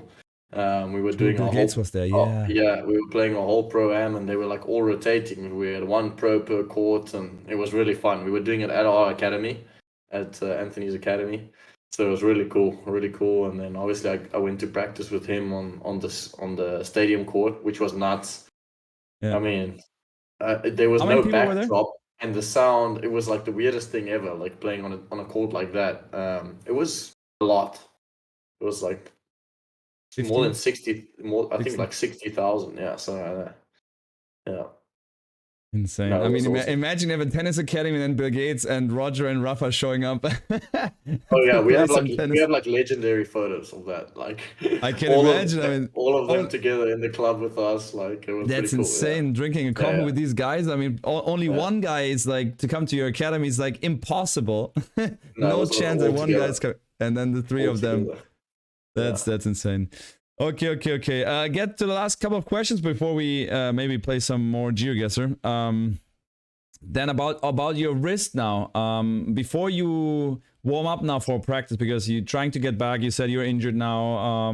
For did you do a protected ranking after the surgery? Yes. Yeah, I did.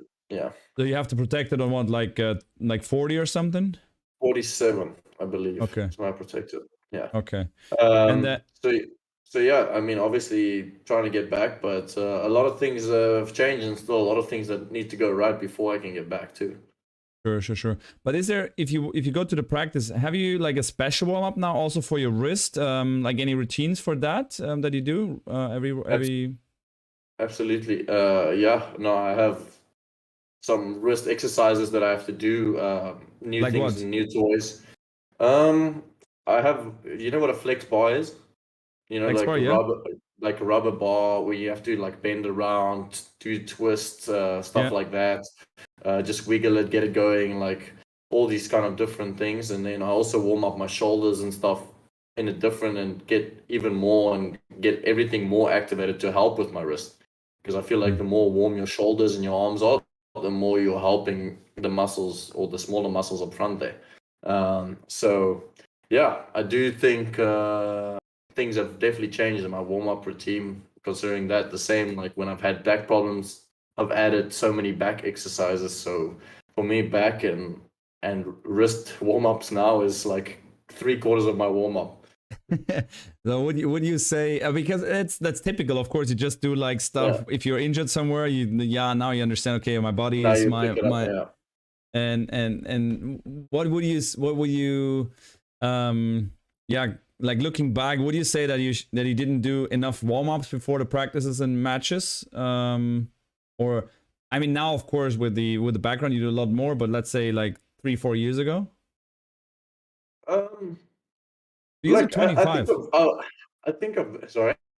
I said because you're 25 and now of course having surgery already, like having problems here and there, and that sounds like not like a 25-year-old, but Listen, yeah. once you get to my age, it's pretty tough. Like after 20, it becomes very difficult, you know. So the back goes, the wrist goes. It's not easy. Yeah. No, but seriously, I think I've always been pretty good with my warm-ups. I do think I've added a lot and improved a lot with that. But like something like the wrist that happened, it was purely an accident. You know, it's not like I could have prevented that regardless of warm-ups. You know, I don't think I've gotten a lot of injuries in my life because I didn't warm up properly. I don't think that's ever been a thing for me. Okay. I think I've always had people around me that made sure also I did my warm-ups correctly and never step out onto the court without being warmed up properly. Okay. Perfect. One last thing that I want to do is like this or that questions, really quick. Yeah. It's like 20 questions. You just say, I say forehand, backhand, and you say what you're choosing. Okay. Okay. No worries. I think I know that one, but okay, we're gonna. Backhand, of course. Yeah. So forehand or backhand, Forehand. singles or doubles, Singles. inside in or inside out, Inside out. volley or topspin volley, Volley. serving or receiving, Serving. jogging or biking, Biking. beer or wine, Ooh, that is a tough one. Wow. Can I say both? No, I'm joking. Uh, I'll go with wine. I'll go with wine. pizza or pasta, Pasta. fried egg or scrambled eggs, Scrambled. truck or sports car, Full score. soccer or basketball, Soccer. Netflix or cinema, Netflix. uh, getting up early or sleeping in. I don't even think I need to answer that one. No, for Sleeping sure. in, 100%. Yeah. And clay court or hard court. Hard courts. Then also a golf question. What about chipping or flop shot? Oh, both are terrible. But I think I can chip. I can chip better than my flop shots. So we'll go with chipping. Muscle back or cavity back? What bike? No, back. Muscle back or cavity back? Muscle back. And yeah, that was it actually for these questions. There was one or two more golf questions that I'm just seeing here. Which brand for golf clubs do you prefer? Listen, I must say I haven't. It's not like tennis where I've been through a lot of brands. Right now I'm playing with Cobras. Okay. Yeah, Cobras, and then a Callaway driver. I like the Callaway drivers. So listen, I'm not sponsored by anyone. Not yet. Not yet. Say not yet. I'm working on that Callaway deal, but low key. But so I can promote any golf brand. So I wouldn't say I have a preference. I haven't played with too many brands. So, but recently I had I got club fitted. So these clubs are specifically for me. Don't ask me the technicalities, but apparently I'm one degree upright and my lie angle and who knows what, I don't know, something, but they work. Okay. I hit the ball, it goes straight. It works. How do you carry your golf bag? Do you have a golf cart regularly there, or you trolley, or how do you do it? Carrying stuff. In Dubai, you play with the golf cart only because it's so warm. Like it's not like you can walk. So you only play with the golf cart. In South Africa, we walk. We always walk. So I just carry my bag. Yeah. Okay. And there you don't have a trolley. You're carrying it. Yeah, I mean, people that play often, like my sister and her husband, they have like a trolley they push around. But for me, that go visit there, it's like I can rent one of the trolleys. But for me, I'll just carry my bag. It's okay. Okay, perfect. Yeah. Okay, guys, that was a lot of questions, a lot of talk, and we will still have a lot of more time while playing a little bit of GeoGuessr, I think, if you have time. Thank you so much for now for getting all my questions answered. A lot of other questions from other people also. That was only more or less a questions flowing through you. One more time, thank you very much, Lloyd, for your time, for your answers, and can't wait to beat you one more time in GeoGuessr. No, it's my pleasure. Thank you for having me. I mean, it was fun. I liked your questions. So yeah, no, it was really nice chatting to you. And now we move on to my second career over here. Maybe this is my what I would do if I wasn't a tennis player. I would just be a GeoGuessr pro. GeoGuessr pro. I mean, yeah, if you can make money from that, why not? Yeah, perfect. Yeah. That was it, guys. Now we can go back to the Have to just put some setting changes this here, and now everyone can write again in the chat. So you have your GeoGuessr already ready or what? Send me the link on Discord. Probably makes the most sense. Do you need a link? I mean, you just need to log in. Ah, okay, sure. You're not sure. online yet. No, I need to set up the different scene here. That won't take too long.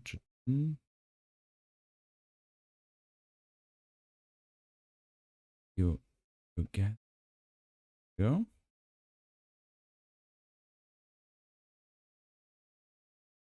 Boom. Boom.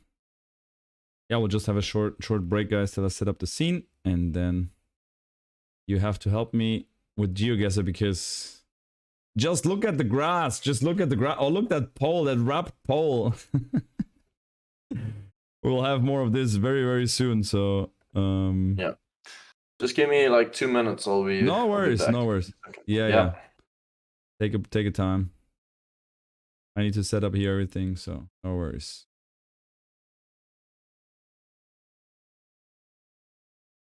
Ooh, a lot of questions that came through here. LLOYD is online, certain party, hangout Monday, 2 players. Is that it? I think so. Yeah, we are in there. This is good. Just need to.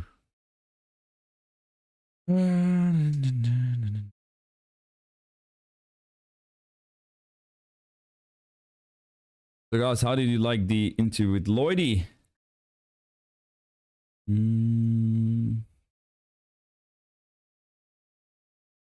That's not it, no.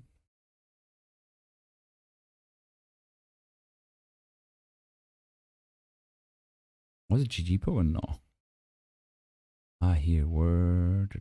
There's a LLOYD. There you go. There you go. Yep. Guys, I'm also taking a short right. Hey, kind of TNGS, what's going on? Hey, we have some action with LLOYD Harris here. We're gonna play some GeoGuessr. I'll take a short toilet break, and then we'll get back to kick this ass in GeoGuessr, I hope.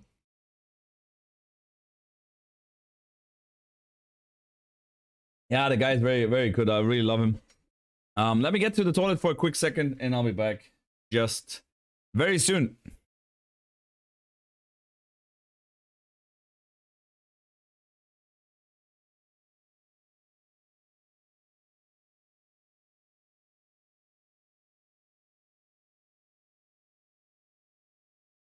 All right. Okay, you logged in, I see.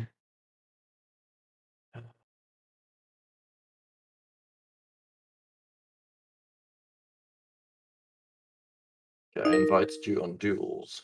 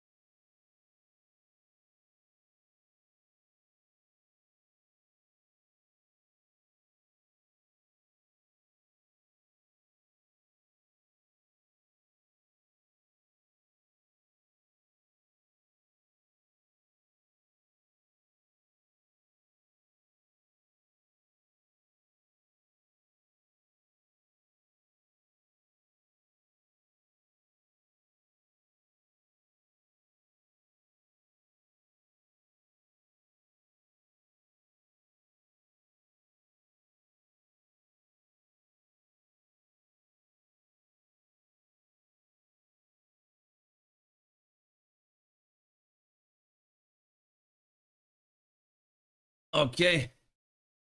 Ladies and gentlemen, Shravini's back. Lloyd is back soon, probably. I will try this here. I will try to start a game already that we can already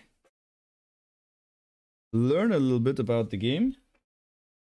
Gerade weitergeleitet. And trying to put Lloyd somewhere where he doesn't blocks. Alrighty. You there? Oh? Hello. I don't see you anymore. Okay, that's fine.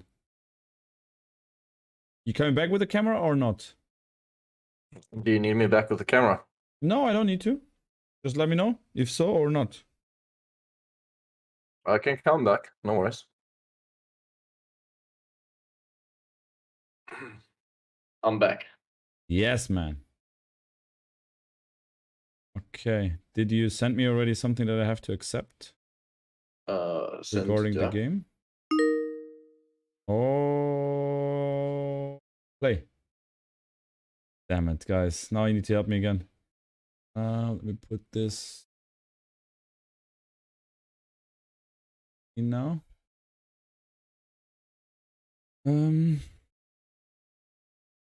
Put that just on it.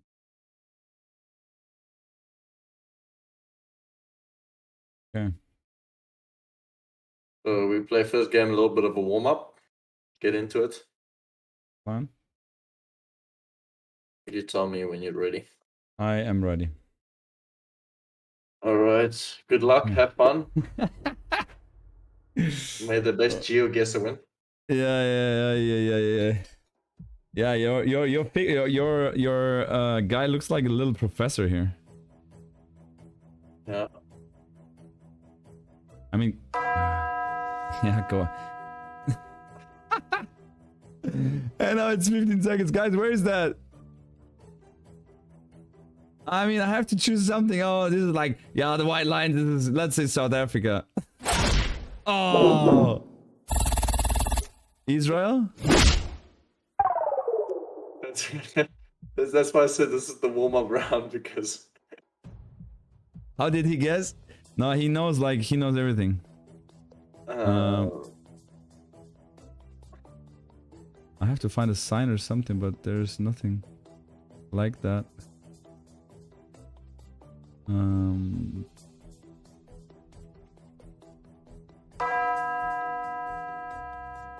Yeah, Vietnam. It's Vietnam.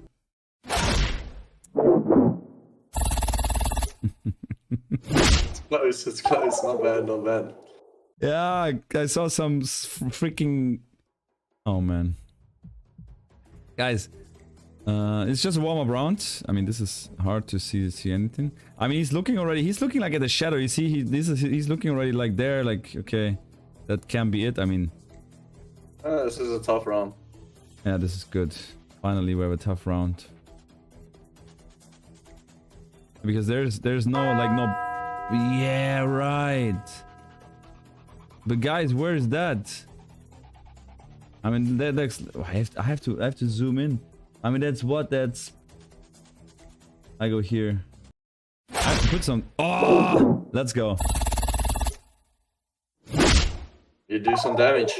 Yes, good. Just a little bit, but you have to survive one more round before we go to a healing round. So I will not get that healing round. Okay.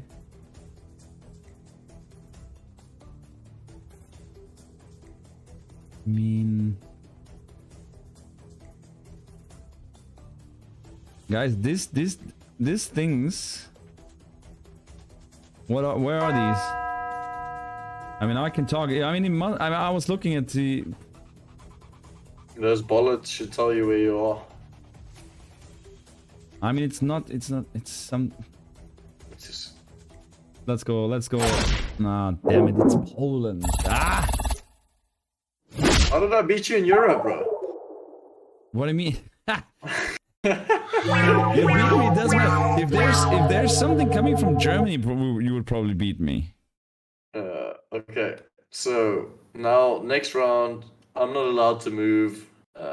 You can move.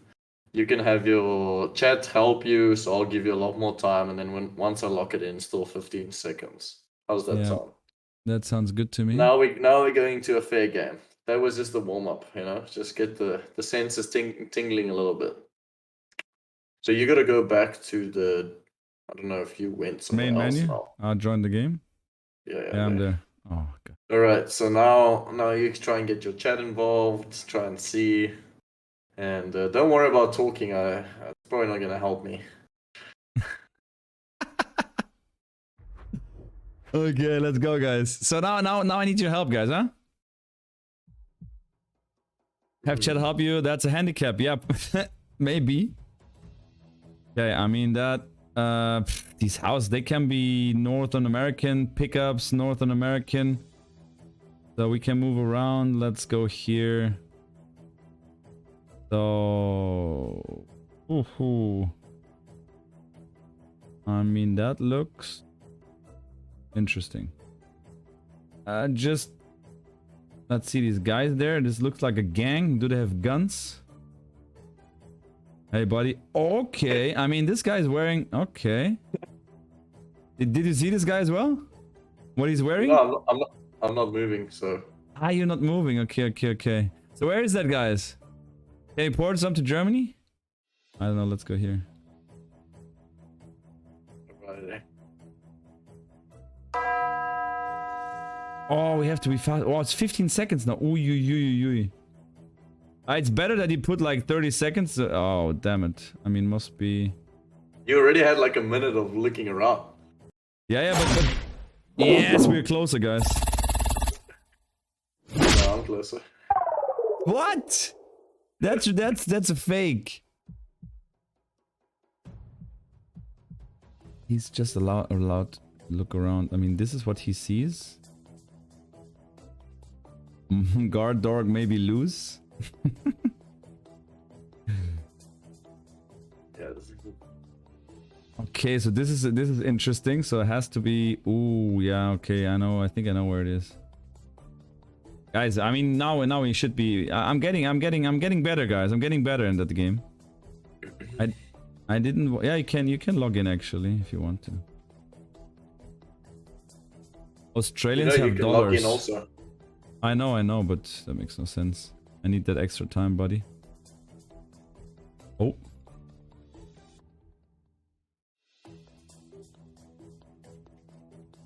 Free, we see, what is that? Free, see, repair, motorbike repair. M Chase, what is it? Oh, it does not say a town, you mother flusher.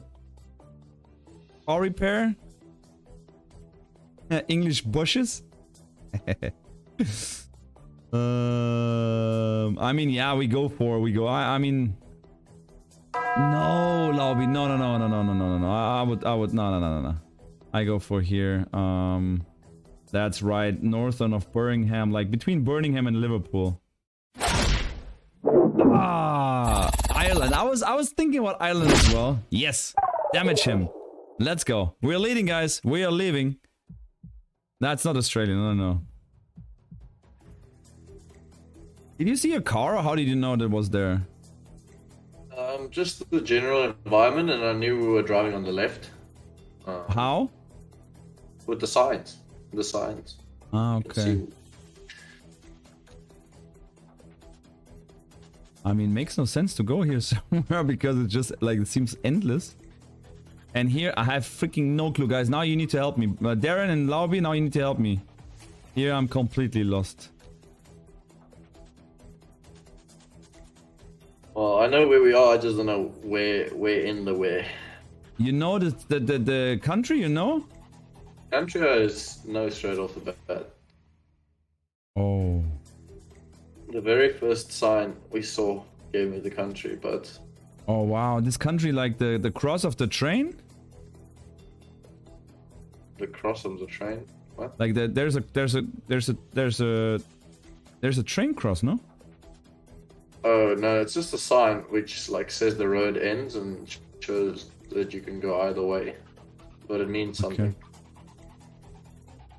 Okay. Did you watch these YouTube videos how to get better at at this game? have, yeah. Yeah. And these are like the hints that you... Oh, Yeah. what is it, that? Pick up, yeah, I mean, yeah. Do you have a country yet? I mean, the country, yeah, I'm thinking also what my chat thinks. Yeah, but it's just too big, huh? I mean, I found a sign that says something about snakes on the road, but yeah, okay, I'll log in now.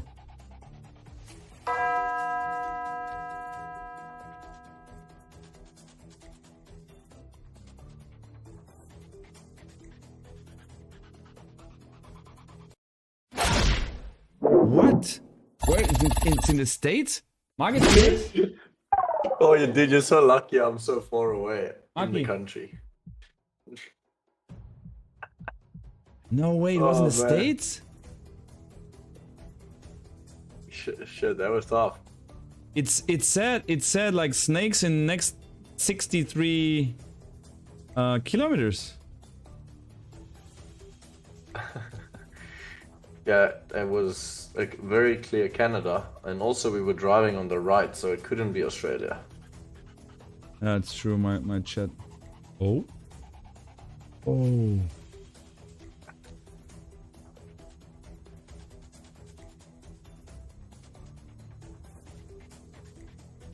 Guys, this is our one.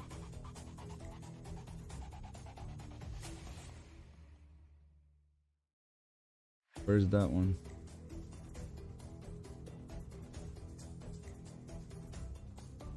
I don't see the other ones.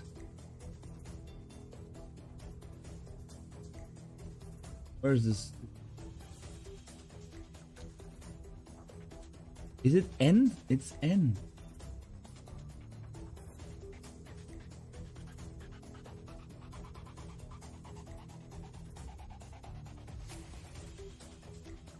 Do you have any clue? Me? Yeah. Well, I know which country it is, but Wow. I can see by the road lines. With the road lines, you see the country. Like, oh wow. Yeah.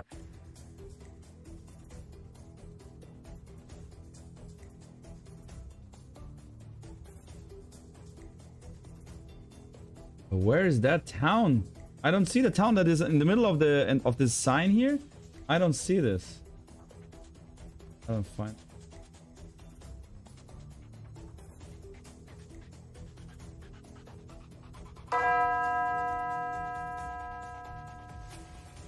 Just put because I saw the both sign and remember in connection with Canada, but okay, next country. Oh wow. Yeah. Where was that? Hello there. Oh, healing round, guys.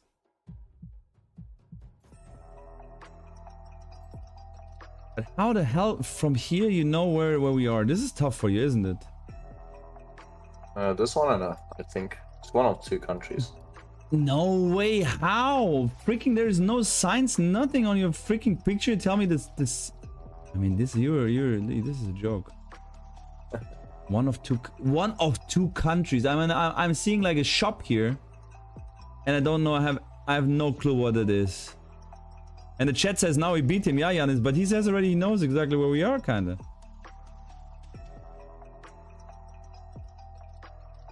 Okay. This shows something.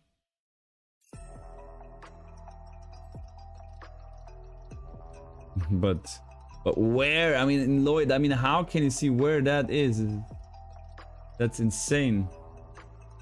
I mean, I see the houses, so the houses, I see cars, so I see a number plate in the distance, so I can kind of determine the size. I see the pole with the sign on top, the street sign. So I use this, and the trees, I see the trees. I can use the trees to my advantage. And that's about it. That's sick. If I show you just trees, you say this is typical for... Yeah, some places if it's very distinct, but these trees are... Yeah, I think I know. So have you found the country yet? Yes, yes, yes. Country, I'm pretty sure. Okay. But no clue whereabouts. There's a town. Wait. Now Scotland is said in the chat? How is it? It's just the healing around her, so don't put too much I mean, craziness into it. we'll stick with Canada. Oh! Nice. Is that Oakburn? Yeah, Oakburn. I found a town, Oakburn. Aki. Yeah, it was Oakburn. Oh, it's Coca-Cola sign? Well. Okay. I mean, this is also a city, yeah? But we should not look around where this guy is looking around. We should look around a little bit further. Probably it's the same. I mean, we were talking about Asia. Oh man, this guy wanna kill us. Hey, you're a mother flusher. Come on, surely you saw the first sign as the picture loaded. So easy. It says right there. There we go. You see, you saw that. You were trying to. Yeah, but Cambodia can be like, I mean, can be in Thailand as well, you know? No, beer. we couldn't be in Thailand. No, of course not. What is that? It was impossible for us to be in Thailand. Oh, that's so sick. Because Cambodia you drive on the right and in Thailand you drive on the left. Do you say Cambodia? Yeah, right? Cambodia, yeah. Yeah, we say Cambodia. Cambodia. What the... Yeah, this looks like... Yeah, Lobby, I'm with you. Most likely, yeah. I mean, that looks pretty much that country. Here. We have a Bradford Country Main Street 3rd floor entrance behind the building. I mean, the cars, we're... But no, we're driving...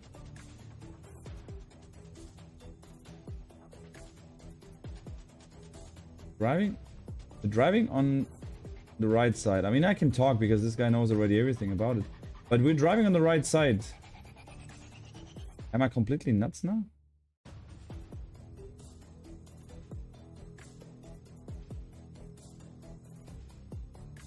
Community bank. On the bank.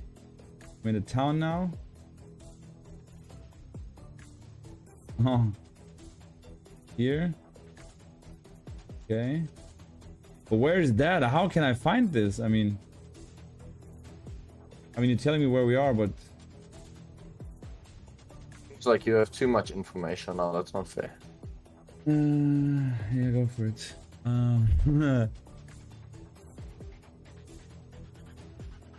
Damn it.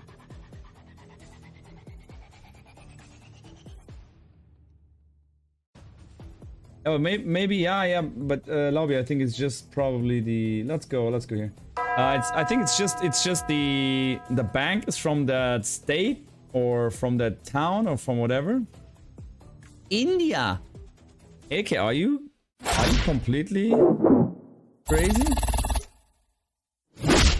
Oh, but how did you find that close? It's insane. New Orleans, Pennsylvania was good, guys. Oh, no way. Ceremony. I mean, this guy sees ceremony. This is the only thing that this guy sees. Ceremony. And this is probably the same sign. Clever Shambini. You can drive 80 here. Freaking long road and probably don't get it nowhere. I mean, where is this, guys? Dachi, are you sure? Hey, MG in the house. MG in the house. We're just playing some Geogather with Lord Harris. Nothing more. Lloydy, Lloydy. Mr. Harris, can we get a signature? Of course. Oh, how am I supposed to do that? But I can try. Mr. Harris. Why not? Why not? What is the percentage of people asking you for an autograph? How many say Lloyd and how many say Mr. Harris? Harris. Really? Something like that. Where are these two cities, guys? Where are these two cities? I mean, if Oh I name no, it... you're saying cities. That's not fair. Now I'm drawing a line. Yeah, do it. Oh no, that's a huge advantage if you can find cities every time. Wow. Not a sign. I've never heard these cities, but these cities sound for me more like that area, guys. The cities is Mole, Polole, and Gaborone. Oh no. But I put it to Africa. No! No! I mean, that was Africa was good. That's in South. Where's in Zimbabwe? No, it's in Botswana. Gaborone is the capital of Botswana, but Botswana and South Africa like has the exact same lines, and it looks very dissimilar. So it's hard to tell apart. What's okay. I mean, just by the trees and stuff. I mean, they have good streets here. I mean, this is insane. Oh, did you see this, guys? I mean, either this guy is drunk, or, you know,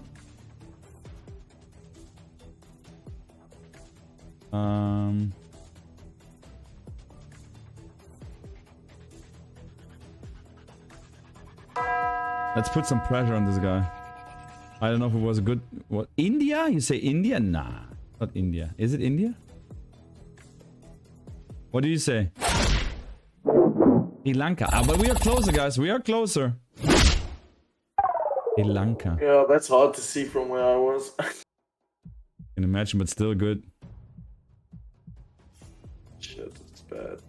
Lloyd. Cash.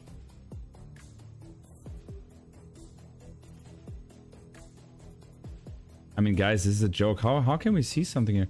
They don't have even like street signs or stuff. Why there's no sign saying we are in the capital of India or something? Oh, what is this? Oh, I mean, come on, what is this? I mean, this... I have no clue. Now someone puts in the chat, and I don't know if he means the last picture or this picture.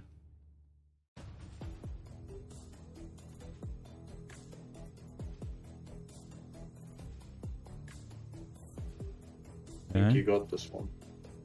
I got this one. You got the country yet? No.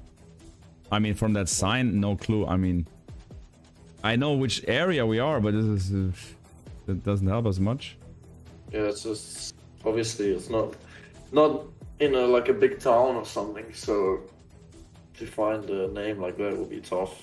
Good luck.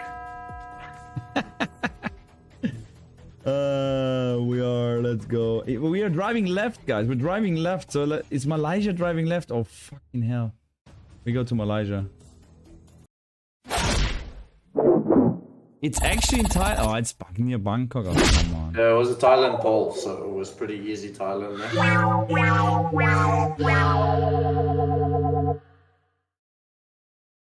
Yeah, you were never gonna find a name because also in Thailand, like the signs will never say in English like the way you are unless you're like near Bangkok or something. So I knew you were never gonna find that if you. You what? Chat didn't give you any Thailand? What's wrong with you, chat? No, there was one guy in the Twitch chat. He said that's Thailand, I think, but I was not sure if he meant the last picture or the recent one. Mactix. Yeah, so I was like, but yeah, of course, everyone puts like Indonesia, Bangladesh, Philippines, Thailand. Yeah, I mean that is your options. The concern is that there's not one like being spammed. Oh no, I would go for one more for sure. Yep. Okay, let's do one more. Is there another game mode as well? Another game mode? Yeah. Yeah, there's a lot of game modes, a lot of different maps, a lot of game modes, a lot of different things. I had to create a new one, so maybe just go back to like play with friends and then join the new lobby. Okay.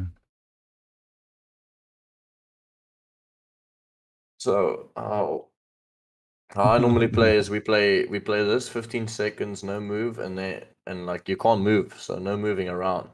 So it's Also normally for me. so it's probably like instant, like normally it's like instant guess, you know, like. Okay, but then the chat can't interact because No. I I mean you asked me about game modes, so that's how yeah, I know. But yeah, you can duel someone. You can play like distance guess. So you load into a game with 10 other people, and then whoever guesses the furthest away would fall out, and every round a new person would fall exactly. out. Yeah, that's what I played. That's what I played. Yeah. Yes. And then there's also countries where you have to get the right country.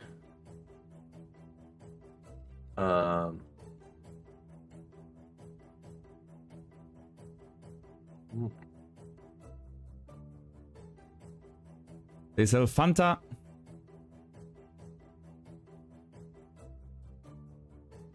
Yes, I mean what?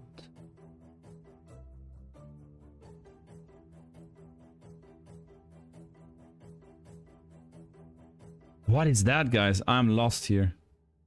I mean, the language is mini market. I mean, that is probably the language everywhere, huh? You see here.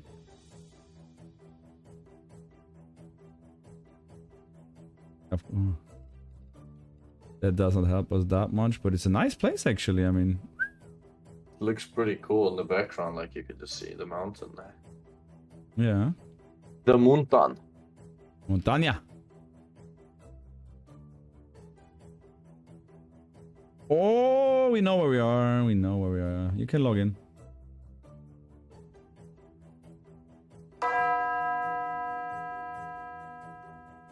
The question is it there?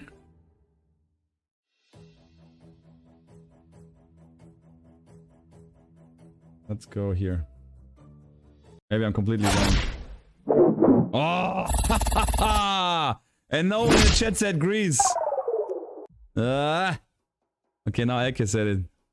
Yanis said not Greece. Yanis, the guy that is from Greece, says it's not Greece. I mean, these are the people that I have in chat. Can you believe it, Lloyd? I have a guy from Greece in the chat and he says it's not Greece. Was I completely wrong here? It was Greece, no? No, it was in Albania. What?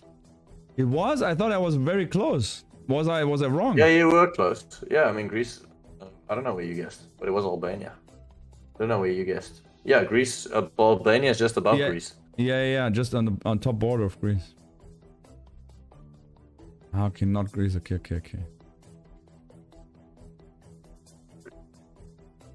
But guys, where is that? I mean, look at the grass. Look at the poles. Look at the stones. Hey, Yanis, yeah, you were right. If it's not, but it was very close to Greece. I just saw the Acropolis on the picture. Said, okay, that has to be Greece or nearby Greece. I mean, I can go endless here. We don't see anything, but here it can be everywhere. Look at the police car. Which police car? And now I understand north and west. Now I understand that this is north because I was like, why? How the fuck do people know that it's a northwest street or something? But you have the compass up there, right? Yeah, I have my compass down left in the corner. You can place it somewhere? Yeah, I just have like a compass that doesn't like tell me what it is, but it's like weird. What the hell is that? Dean Adams? I mean, if it's the case, then we are lost because that's this guy that knows very, very well in that. Is there something written? No. Guys, what should we pick? I mean, the grass is always greener on the other side.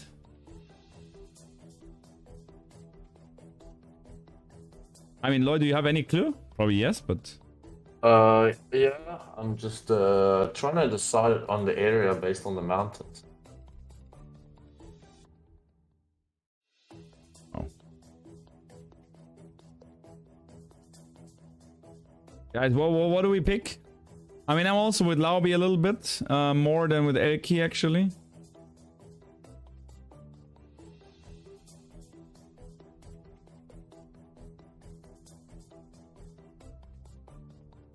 South Africa or Ireland, Scotland, something is in the discussion. I'll pick South Africa. Oh, damn it, guys. I mean, we're so far away. Yeah, let's go with South Africa. It's in Lesotho. And Lesotho. I didn't pick it? You didn't get your guess in, no. Yeah, What those was mountains, it wasn't South Africa, but those mountains were the Lesotho mountains that you could see in the distance. But I was putting Lesotho, so that would be pretty close, huh? Yeah, you would have been pretty close. Okay. How sad is that? This is the end of me. This is the end. You have no clue? I mean, I see nothing. That's good, finally. You see electricity things? Yeah, but they're not distinct. Normally you would say, oh yeah, the electricity, look at the cables, it's 5 cables and this is typical for this city or this area or this country. Yeah, I mean, I can go wherever I want to because there's nothing coming here. It's endless. I just saw one sign. That was a stop sign with red color. But can be everywhere.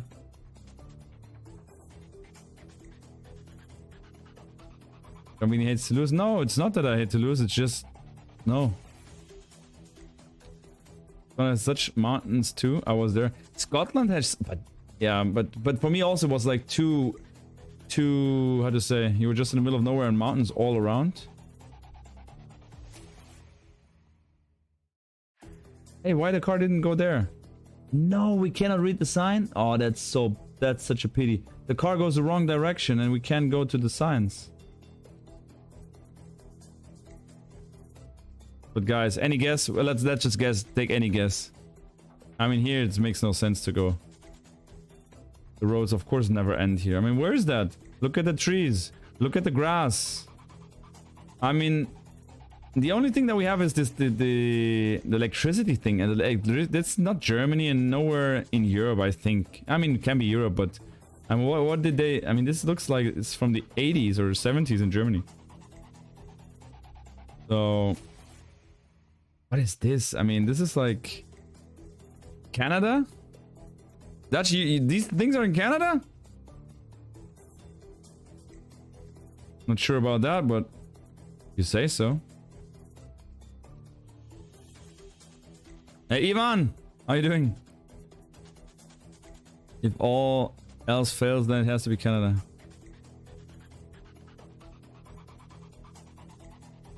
Okay, let's go.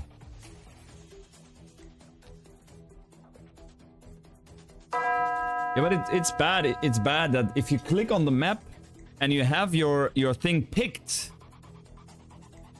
you have to put confirm, even though it's just last second. I mean, that's stupid from GeoGuessr, I think.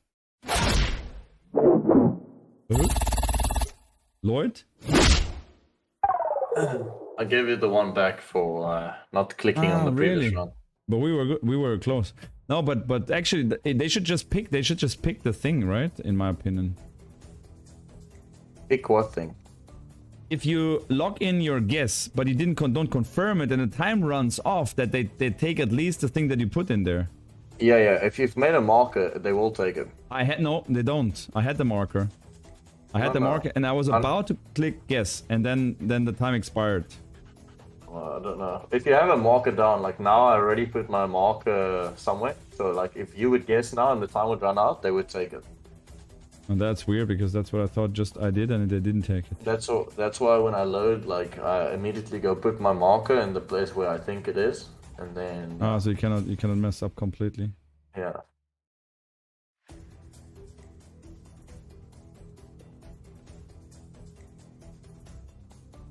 Any people from Asia here. Damn, please now. Let's see if they can get you this one. I mean, I'm more also with Korea actually. I don't think it's Thailand. I don't think it's Japan, Korea, somewhere here. This is South Korea. Okay, look now he's logging in because he wants me to fail in Asia, so I have no idea. Japan as a Japan flag, not sure. Let's I'm go logging here. in because you have enough. You have enough to go on. You even said the country. I was convinced you had it. I'm not too Yeah, bad this is actually, a- but This is a healing round. now it's a healing round. Yeah.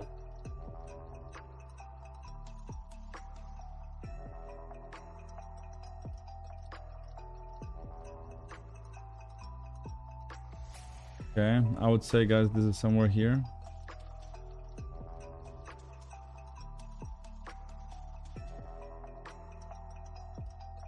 That's just my first pick of that little sign there. I mean, can be also from the vegetation. Do you say vegetation? No. Can also be there. We're driving on the right. White lines, white lines.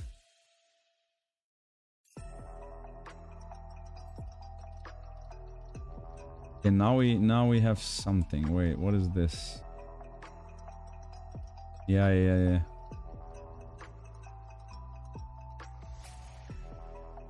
I mean, tell me, guys, but I'm pretty sure it's not a bad pick here. I mean, it can also be here. But that looks pretty much like where I first picked it, right? Big bushes. Oh, look at the tree. But as I said, like, I mean, imagine being there. Really? Oh wow, I'm completely wrong then. Okay. Oh wait, Dean Adams, are you sure? I mean, that's insane. Pretty sure. We're just healing, so. Oh, guys, but You got this. You got this. And I said it's maybe Heraklion. I was in Heraklion just a few weeks ago, and I was like, it maybe can also be here. I did say it can be Heraklion. What the flush, man. Becoming a people said Russia and Ukraine there. I mean, I was like, what the flush.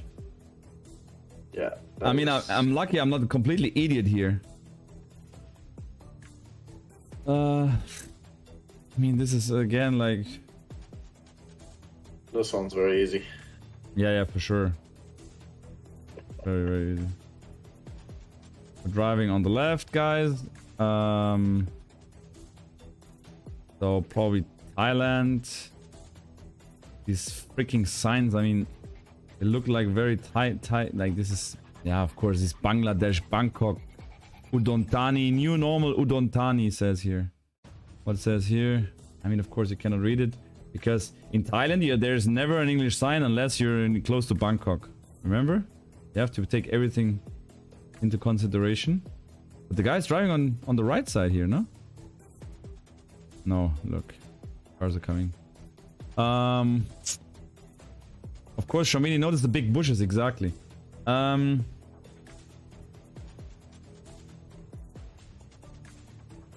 Here? Should we take the guess? Yeah, we take it, come on. I'm just overconfident and want to go with the next picture. Oh, ha, ha, ha. No. Oh, yes. We were closer. We were closer. Double damage, guys. Double damage. Lloyd is already freaking out a little bit. Rambini has a legit chance of beating him even though he cannot move. Ostend. Okay. I mean, that is... I mean, the first guess would be something like here. Not sure if you agree, guys.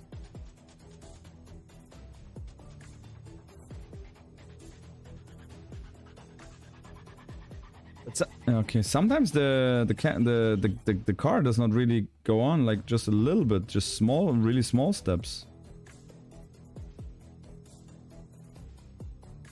Yanis, you sure?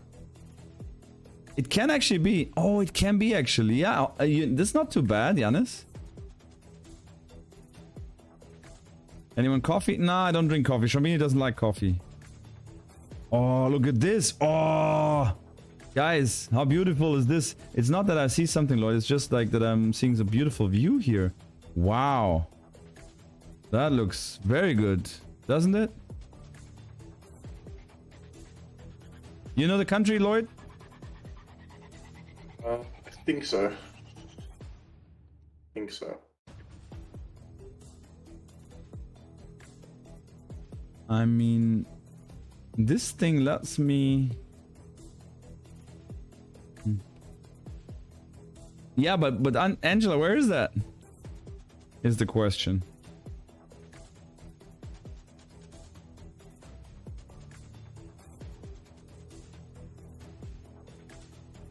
That looks good. Oh, that can also be. That can also be. Medical center.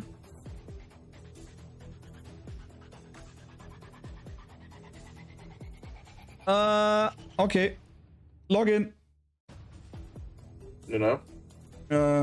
Wait.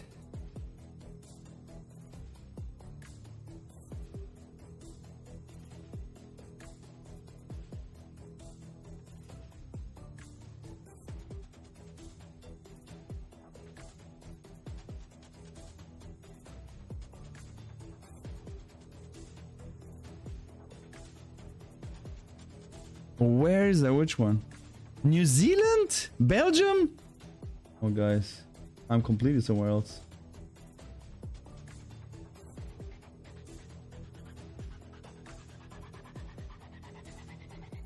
Yeah, you can log in. I will choose one of these here. Well.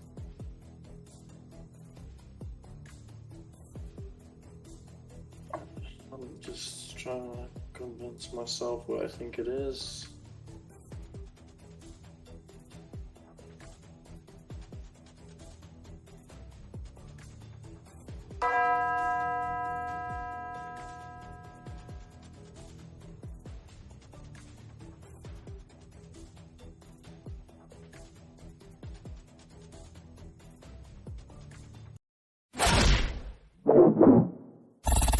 What? It was in New Zealand. Freaking hell. I thought it was in freaking... In Hawaii! Waikiki! I was like at a... It says New Zealand Red Cross. And actually, that's quite funny. It says New Zealand Red Cross. And underneath, it says Waikiki Beach. Or Waikiki Beach. Oh, yeah. So New Zealand Red... Yeah, and the, I was not sure where it could be because we had the water directly to our south, so I was trying to figure out where it would make sense in New Zealand. But there was the green road signs, which are with driving left, which is pretty, I would say, popular or common in New Zealand. So that made me go New Zealand over Australia. But that was the only two options from what I could see. But the funny thing is, it says New Zealand Red Cross on that sign, and I was just not looking at this whole sign. I was just looking. It says Waikiki Beach. I was looking just at that, and I did not see. But why they would drive on the other side of the road also? Yeah, I don't know. That's always where you gotta like start, you know, like left driving. Like which side of the road we're driving, and that's already like narrows down the countries. I mean. In Hawaii, I wouldn't know. I could not bet on if they drive on the right or left side. Hawaii? It should. Yeah. I mean, it will just be the same, like states. Yeah, but like, yeah, but going on through all the countries, as you said, Thailand is left, and all the rest, kind of there in Asia, is right. Is that the case? Sorry. Thailand is left, and all the rest is on the right. Is that the case? All the rest of what? Of Asia? No. Japan is also on the left. Like all this Bangladesh and Malaysia is on the left. Sri Lanka is on the left. Indonesia is on the left. Yeah, and also Hong Kong is on the left. So there's a few. In Asia, there's quite a lot. It's more on the left than on the right. So which is on the right, like typical geoguess or right Asian countries? Philippines, Okay. Cambodia, Vietnam, Bangladesh. Yeah, yeah. It seems like Asia has almost more left-hand drive than right-hand drive. So what would you say? What is the best way to improve that game? To just like the signs and the street lines. You start with learning that, like which side of the road which countries drive on, because that will help you a lot. And then also to understand, the one thing that helps you a lot is the sun. So for northern or southern hemisphere, it can help you a How lot. do I do that? I didn't understand that in the first So thing. when you look at the sun and you look where your compass is pointing, so it obviously it's not always accurate, but let's say the compass is showing north directly towards the sun, then you'll normally be in the southern hemisphere and vice versa. Okay. So it's normally the opposite of where the campus is. So if Yeah. if the sun is in your showing north, then normally you're in the southern hemisphere, according Okay. to the footage. Yeah. But obviously it can depend on daytime, it can depend on many things.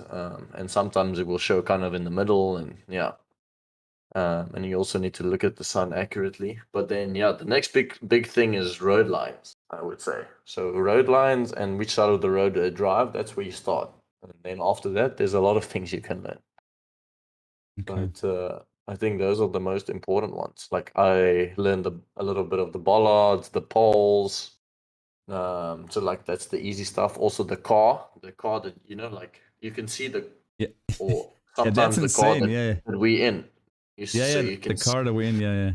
Yeah. So that's also car meta. So sometimes that could give you narrow down to certain countries, the generation of the camera, that's taking the street view.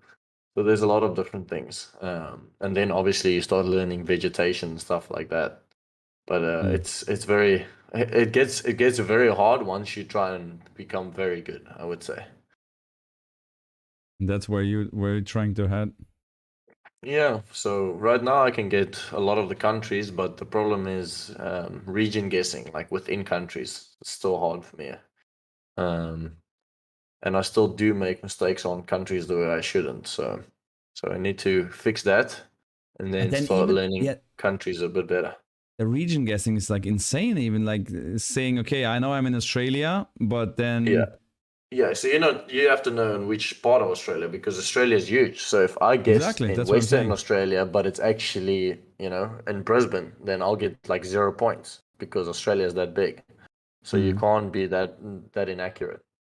So there's definitely certain tells, like Australia, there's a lot of different things how you can tell states apart. So it's actually not if you have clues, it's easy to region guess in. But in other countries, it's not as simple. Like in Brazil, you look purely at like vegetation. That's it.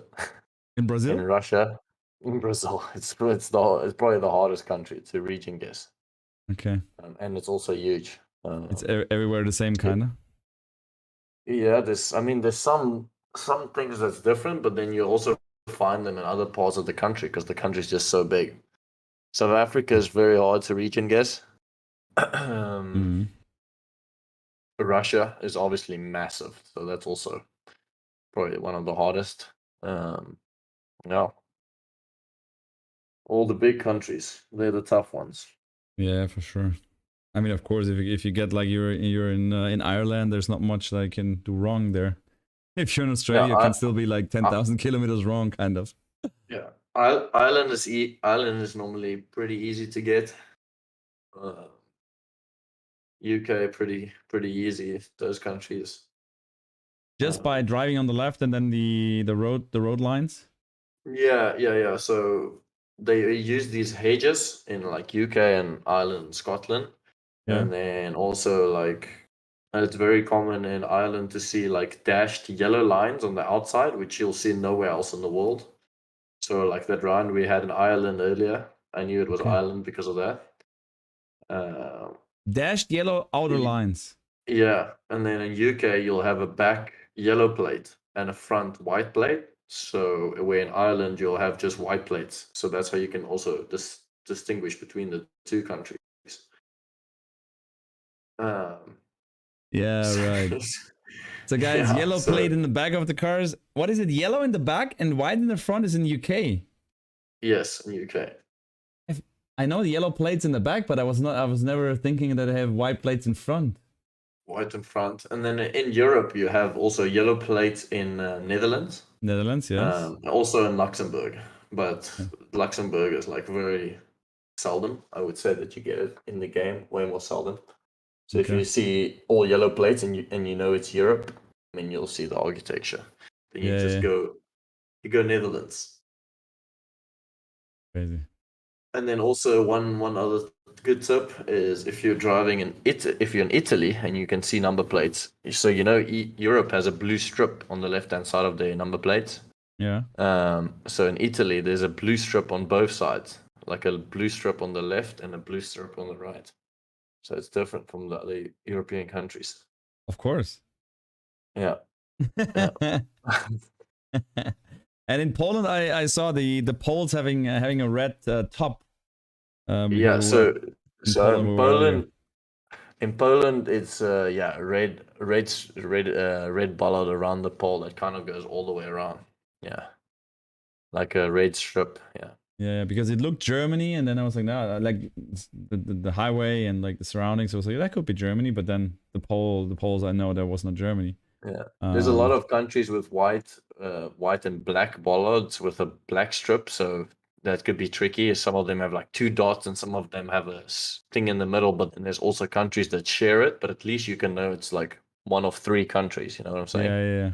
And then trying to find some more. But the bollards is so hard to remember. Like there's too many, you know. So it's very hard. Very hard to remember all of those. Can you do like can you play a game that I can just watch you playing, and you're playing against play that game where the guy that is furthest away loses? Yeah, we can try that. Or I can just run through some practice rounds and see how I go.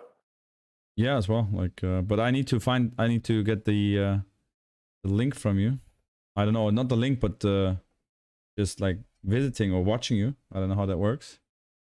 UK poll is red and black. You won't be able to watch on the game itself. So the only way I could do that is like screen share. Why I cannot watch on the screen? That should be easily possible. Yeah. If you play like if I see you as a friend and you're playing a game, that I can like click there and watch you playing? No. No. If you allow me to, really? No. The only way is if I just share my screen on Discord. Okay.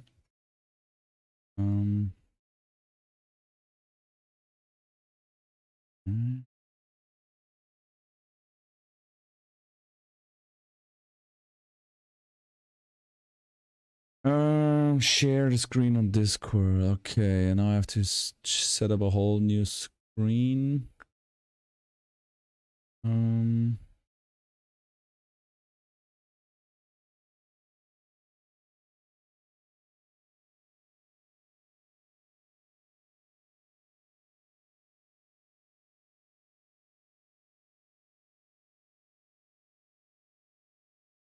Okay.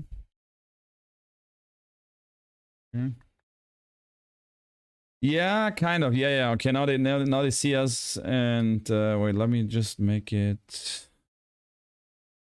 Can you see the screen that I'm sharing? Yeah.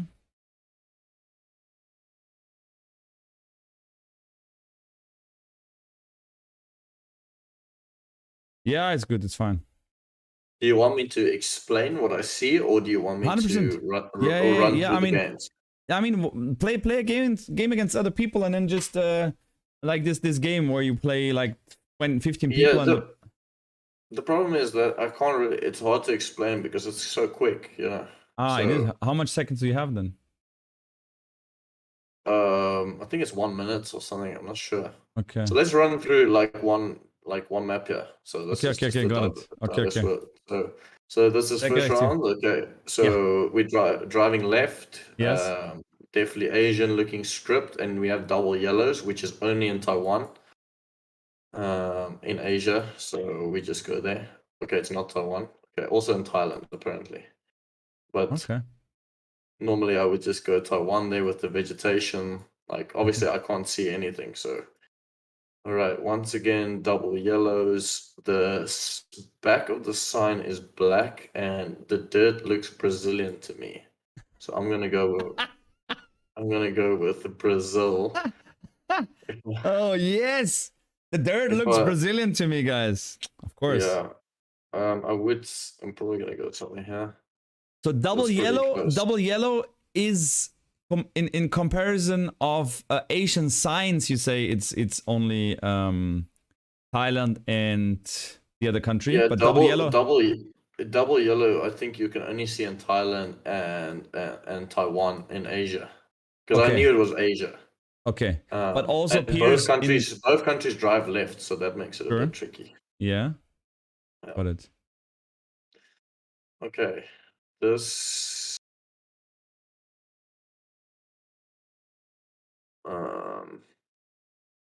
So the yeah, sun is this is north, so we are in the southern hemisphere, or what? that's what it's saying. Yes, Okay. that's what it's telling us. Also, this line. Okay, you see this pole? You see this pole? Which one? This one with Ah, my cursor. yeah. Yeah. So it's like double. It's like a big ladder pole, pretty much. So Yeah. this is a very common pole in Argentina. The road lines also seem like it can be Argentina, but also Uruguay because of like how the grass looks here. So I'm gonna go somewhere like pretty close to here. There you go. The grass looks like Uruguay grass. It I mean, looks come on, yeah. come on. So that's why I would say like pretty close to Uruguay. Which of your friends is like on your in ear and telling you exactly where these places are? Okay, so here Sick. this double yellow outers is probably just going to be UK. So there we have a back yellow plate. Yeah, in the front. Back yellow plate and a front white. So it's just UK and black. Double yellows on the outside is like also not a very common thing in the world. Maybe in like Singapore you'll see that. But I don't Okay. know, I can't recall any other country. As for where we are exactly, I'm not sure, but I'll go up here. It was Just more go. southern, You but just go to the still. center and just take a wild guess then. Yeah, I mean the houses could have easily been close to center. It wasn't something like clear cut, I would say. Yeah. Okay. I mean, this can be like Brazil, like freaking 100 million times. That is very tough. But you don't look for the sun then? I can look for the sun, but I know this is southern hemisphere because we're driving. This is not Brazil. I think we drive. It looks like we might be driving on the left. It looks like it. It also looks with this car like we're driving on the left. I'm just trying to see if I can. And so the motorcycle is driving on the right because he does not want to go into the hole, or why is he driving right?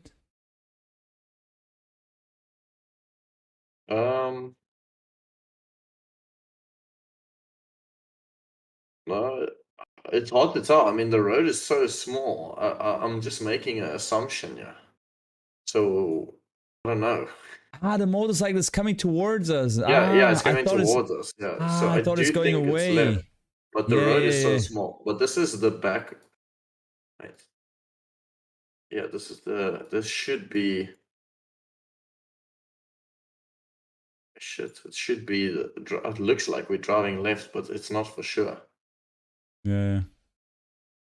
The problem is I have this vegetation, like just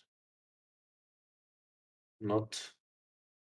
I'm not having any bells in my ears right now. That's all I can say. Sorry, me neither. I'm gonna go with Indonesia. Um, probably like And Java. Yeah. it's probably right. Oh Okay, wow. What so was that? we were driving on the right, so you see that deceived us. So I think that all the cars were just trying to avoid the potholes, pretty much. Yeah. The motorcycles as well. That's unfortunate. But yeah, that's kind of how the guesses goes. I mean, that was not a great round. I'll just go through one more quick one. Yeah. Hey, And King and try it. Jels and Giannis, and I'm reading chat, guys. I'm just not trying. I can't just reply to every message now. But thanks very much for still staying here and learn something about our world, guys. Very interesting. National Geographic kind of. Brazil. Oh, this is tough. Palm This is trees really must tough. be near seaside. Brazil. I would say southeast. This is not. Freaking no clue. This is not South America. This is. Asian? Yeah, I think this is Asia, but.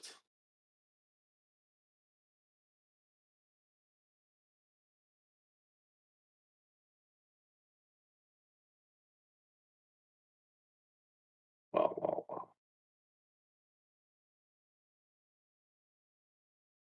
Yeah, with no cars and no signs, it's tough, and no road lines. Yeah. Also, these houses, like, what the heck? This is really tough. I'm trying to see, what is this pole? This is Malaysia. That's a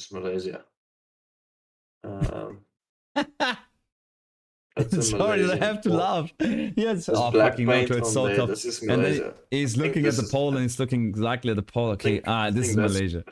I think that's Malaysia. That's my Yeah. best guess right now. Okay, That's my let's best see. guess. It could be on this in Sarawak, but let's just go Sarawak. It was just mainland Malaysia, but it was Malaysia. Yeah. It was Wow. between mainland and Sarawak, but it was Malaysia nonetheless. This should be Ireland. Okay.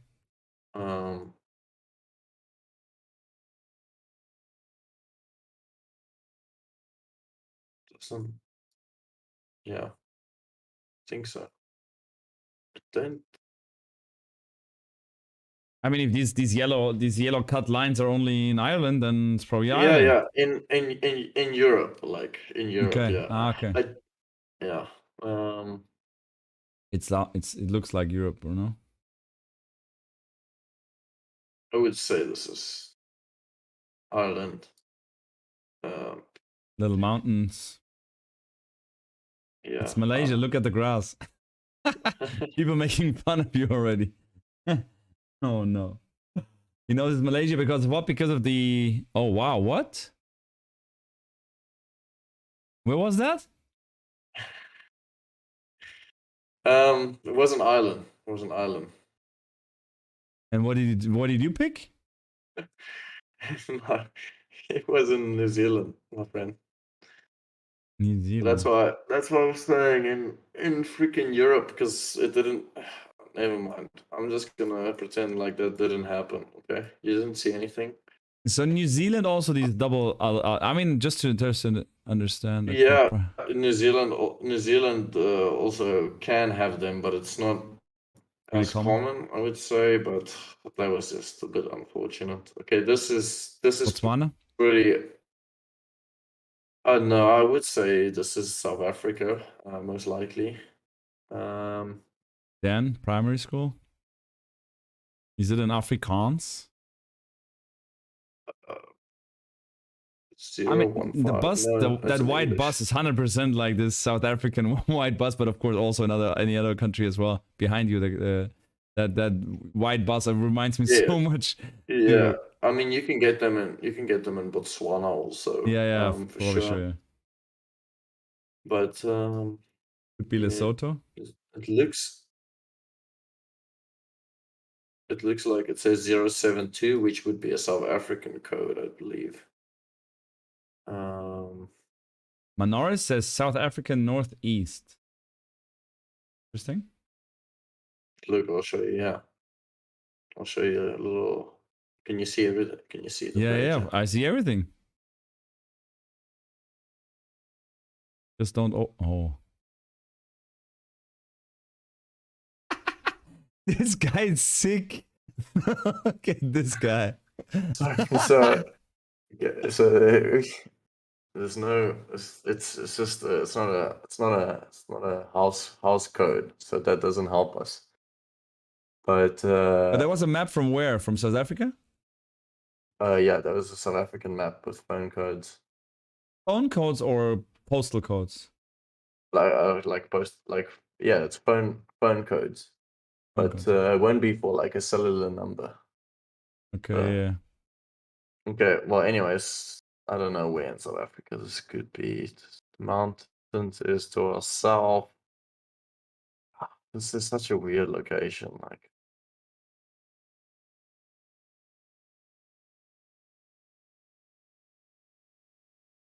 But you're not. Are you choosing the northeast of Southern, right? We'll see. We'll see. Manoris, we'll see the solution pretty quick, pretty soon.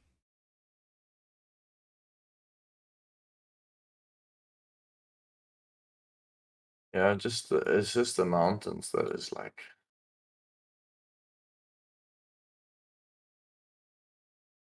I don't know what those mountains are.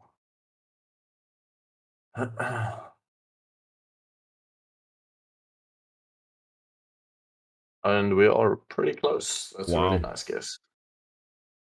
Northeast. So Manoris, you were right. Very good. She said could be Lesotho, and then she said, yeah, northeast South Africa. Very good. You're also GeoGuessr Pro. What? What? Lebzelterei. Lebzelterei. Edelweiss. That's very German. Definitely, yeah, but not the, it's more Austrian, I would say. Look at look at the girl. I mean, there's the zone on the floor. The blue one is not Germany. That must be Austria, Switzerland. Yeah, it looks like we have some mountains, but go to that girl advertisement behind you. Yeah, you see something there? What it says? Einfach. Manchmal ist weniger mehr. So that's Biolimo. Yeah. I mean, AT, Sky AT. You see Sky AT down there? I can teach you something. Yeah. There you go. Sky AT. AT is for Austria. Yeah. But now, I can't tell you where. I did see some mountains, but I don't think it's that big. Let's go here. Yeah. More on this side of the country. Not too bad. It's okay. Not too bad. It's okay. Oh, nice street. Polikapusta. This is what Poland. is it? What is it? Polikapusta. Yeah, this is Poland. That's a Polish bullet. Yeah. The red one, yeah, I understand now, yeah. Hills. Do we see any hills? Looks pretty flat. So I would say it's more northern Poland. Towards the south of Poland, you'll find a lot more mountainous areas, close to Czech and close to Slovakia. Yeah. I'm gonna go somewhere here. Well, that's a really good guess. Nice. Mikey. So we just okay, just that one New Zealand guess was terrible. Yeah, that was terrible, man. I don't know. I don't want to look again. Why am I looking at this? No, don't look at that. Don't look. Terrible. Okay, now kill some people. Now go to Go to that mode where there's some people and the guy that's the furthest away loses. Shows your skill. I've another. I haven't played this in a minute because this map sucks, which this is played on. Like it's played on the world map, which is terrible. But okay. Why? Because world map is like, I hate moving around. But anyway, fine. We'll do But can you play that mode with not moving around? No, you can't. Okay. Okay, so we're in this. You also have like some guesses, so you can kind of go into, let's say, cheat mode a little bit. Okay. Obviously in Europe. I mean, the first thing comes up is Slovakia, Slovenia, something like this, but Yeah. I can completely be wrong. No, you're not completely wrong.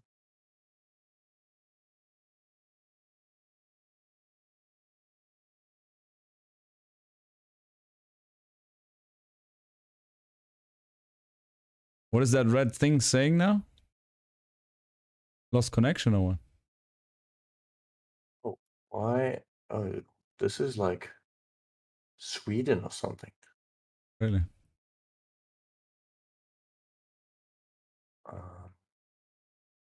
I'm just gonna go somewhere here because I'm not sure. We'll see. We'll see it as a hedge. I'm very far away. It's actually Iceland. Okay, it's fine. So the point of this game is you don't wanna waste your good guesses. Okay, guys, you just wanna survive every round. You just don't have to be the furthest away. Okay. Yeah. This is how it goes. Okay. So whoa. What do you mean, Holy whoa? crap. My game just like bugged out completely.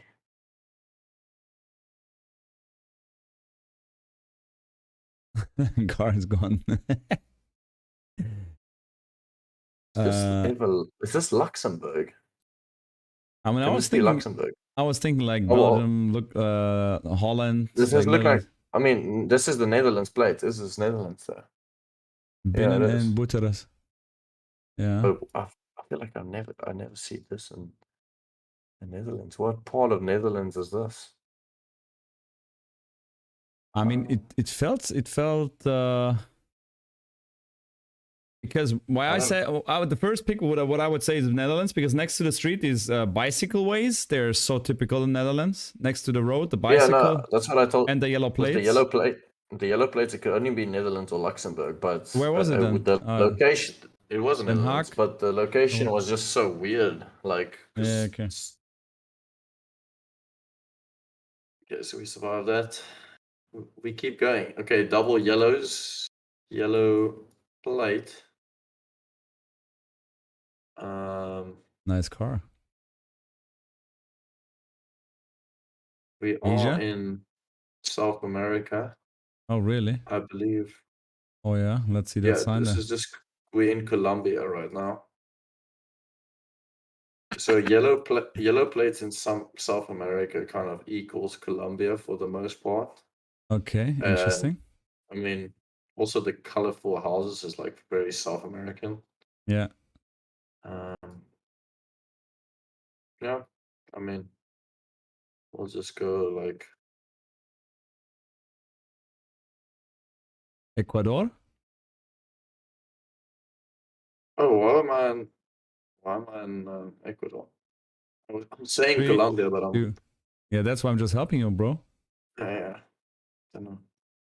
Well, looks like not many noobs knew that. So Oh, wow. Wow, hasta la vista, baby. Yes, exactly. Yeah. okay. So these Finland, we're in Finland.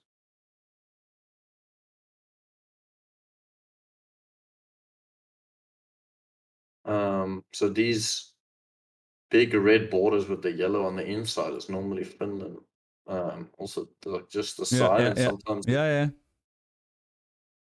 I would not pick Finland right away, but okay.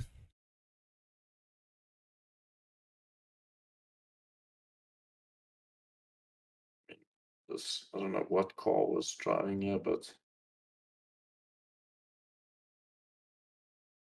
Yeah, no, looks that kind looks of definitely finished. Yeah. looks Finnish language, blue strips. Yeah, we were pretty close. Someone was in Tampere. I've actually been there. Me too. Did Tampere, played the challenger there once. Yeah. Okay, so now we're getting towards the end here. Again, yellow plates. This is Israel. This is Hebrew. Just lock it in quickly. Where do I want to go? This is not in the strip. I think this is like kind of north, yeah. You said it's not in the strip. What did you say? Yeah, don't like it's not in the West Bank strip. I don't think it's I think it's a bit too green. It could be. I mean, I don't know if you can read Hebrew, but No. Manyanim Beseda. Yeah, you with Yanni. I mean, you're like some Hebrew, Yeah, right? but I can't read. I can't read. Yeah, No, yeah, I of know course. some words and some sentences. Yeah. Yanni, yeah, such bad luck he couldn't play there. Yeah. This red and white pavement is also just probably in Tunisia and in Israel, I would say. Okay. So that's also a good indicator of that country. Okay, now it's 3 left. Okay, So guys. we already got a top 3 here. Oh my goodness, what is this?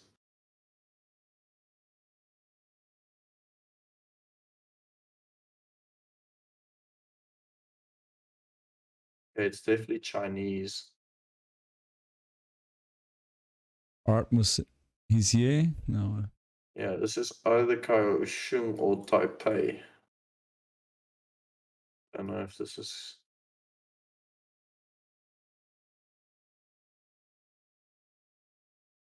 You can So go weird. out. Now he's back in his where he wanna be. He wanna be in the street. 15 seconds left. Such weird coverage.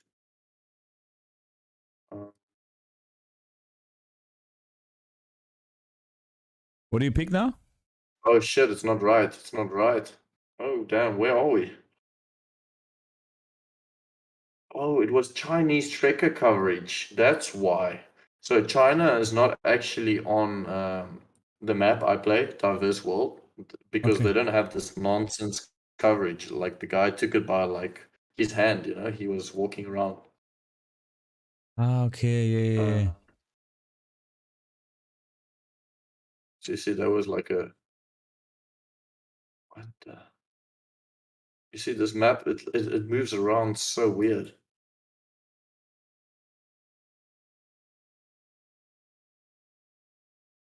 What the... This is so weird.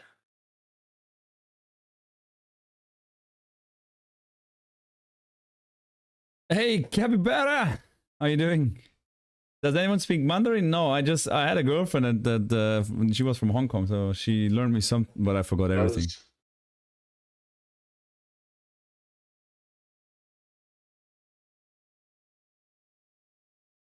Done for the day, okay? Bye guys, ciao ciao. Oh, he beat me. It was Taiwan then. No, where was it? Was Hong Kong? I was, oh wow, in Singapore, but it's not the common coverage. Okay. Yeah, so we got +5 in our rank because we came second. So out of 10 people, so not bad, but bad guess by me there. What are the other modes that you can play that are fun? What modes are you playing then when you practice them? I play through certain regions, so I play either like Europe or South America or Southeast Asia or like a specific country like South Africa or whatever, and then I play a diverse world, the one I was playing before. So that's what I run through a lot. Because if you play competitive, you play diverse world. That's what they play their competitive modes on. And then it's no moving also. I never play moving around. I hate that. Why? So there's no there's no competitive gameplay when you're like, because it's too easy. It's too easy to find clues when you can move around.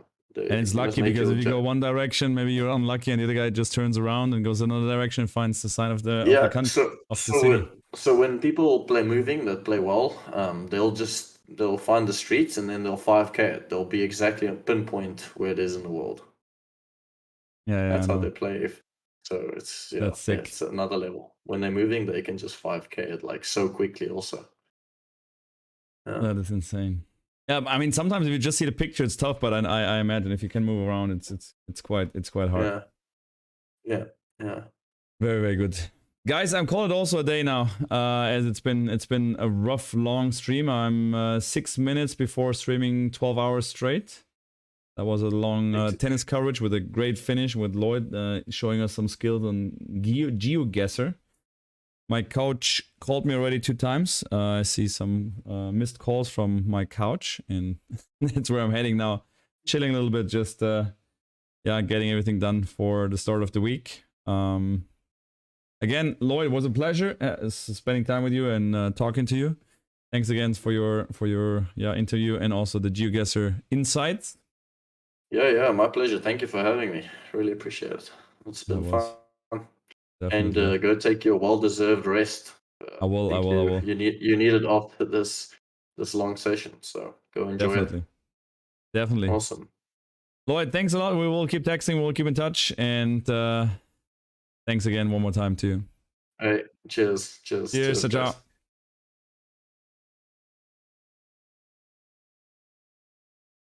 And go. Okay, guys, for all of you, oh wow, now Sharbini's big in here, and even not really very sharp. Now I'm sharp, guys. Thank you very much. Also for all of you guys that's still staying in here. I've seen so many people staying also for almost 12 hours straight in here. Yeah, that was LLOYD, and a nice talk that we had with him. It's very interesting. I mean, these games I really like these games where you really learn something, where you really get better, and at the end of the day, you go out there and you know that Botswana is there, and you drive left in Thailand and stuff. So, for me, I can really imagine playing this game a little more. Can you explain to Yannis again the connection between tennis and chess? He would like to understand it better. Why is chess supportive for tennis players? I mean, if you're talking about chess right now, I want to play some chess rounds, actually. Angela, thanks for the amazing day. Best day I've had in a long time. No way, Angela. Come on, don't say that. I mean, it's so nice that you say that, but... Okay, I'll take that as a compliment. Thank you very much for your time. I mean, as I said, imagine there would just be like 2 people in here. I mean, I don't know if I would stream 12 hours straight. So I'm doing it because you're here, you're chatting, you're supportive, you're coming back, you're telling me it's fun here, you like the streams, and that's like my motivation to keep doing it and keep doing that stuff for you, because like getting LLOYD in here and he telling us that he beat Rafa Nadal with like painkillers and that he didn't feel his wrist and he didn't play any practices before. That's insane. I didn't know that. Oh, now I got an invitation or what? Hey, send you a friend request. So GeoGuessr, yeah. That's as I said, GeoGuessr. I'll talk to Geo. I think I did talk to GeoGuessr, but they didn't reply to me because I asked them if they have like kind of a referral link that I can send to you. So the connection between chess, guys, you know what? Go F yourself. I'm playing around with chess now. So the connection between chess and tennis is that there was a study made from, as I said, a guy. I think it was in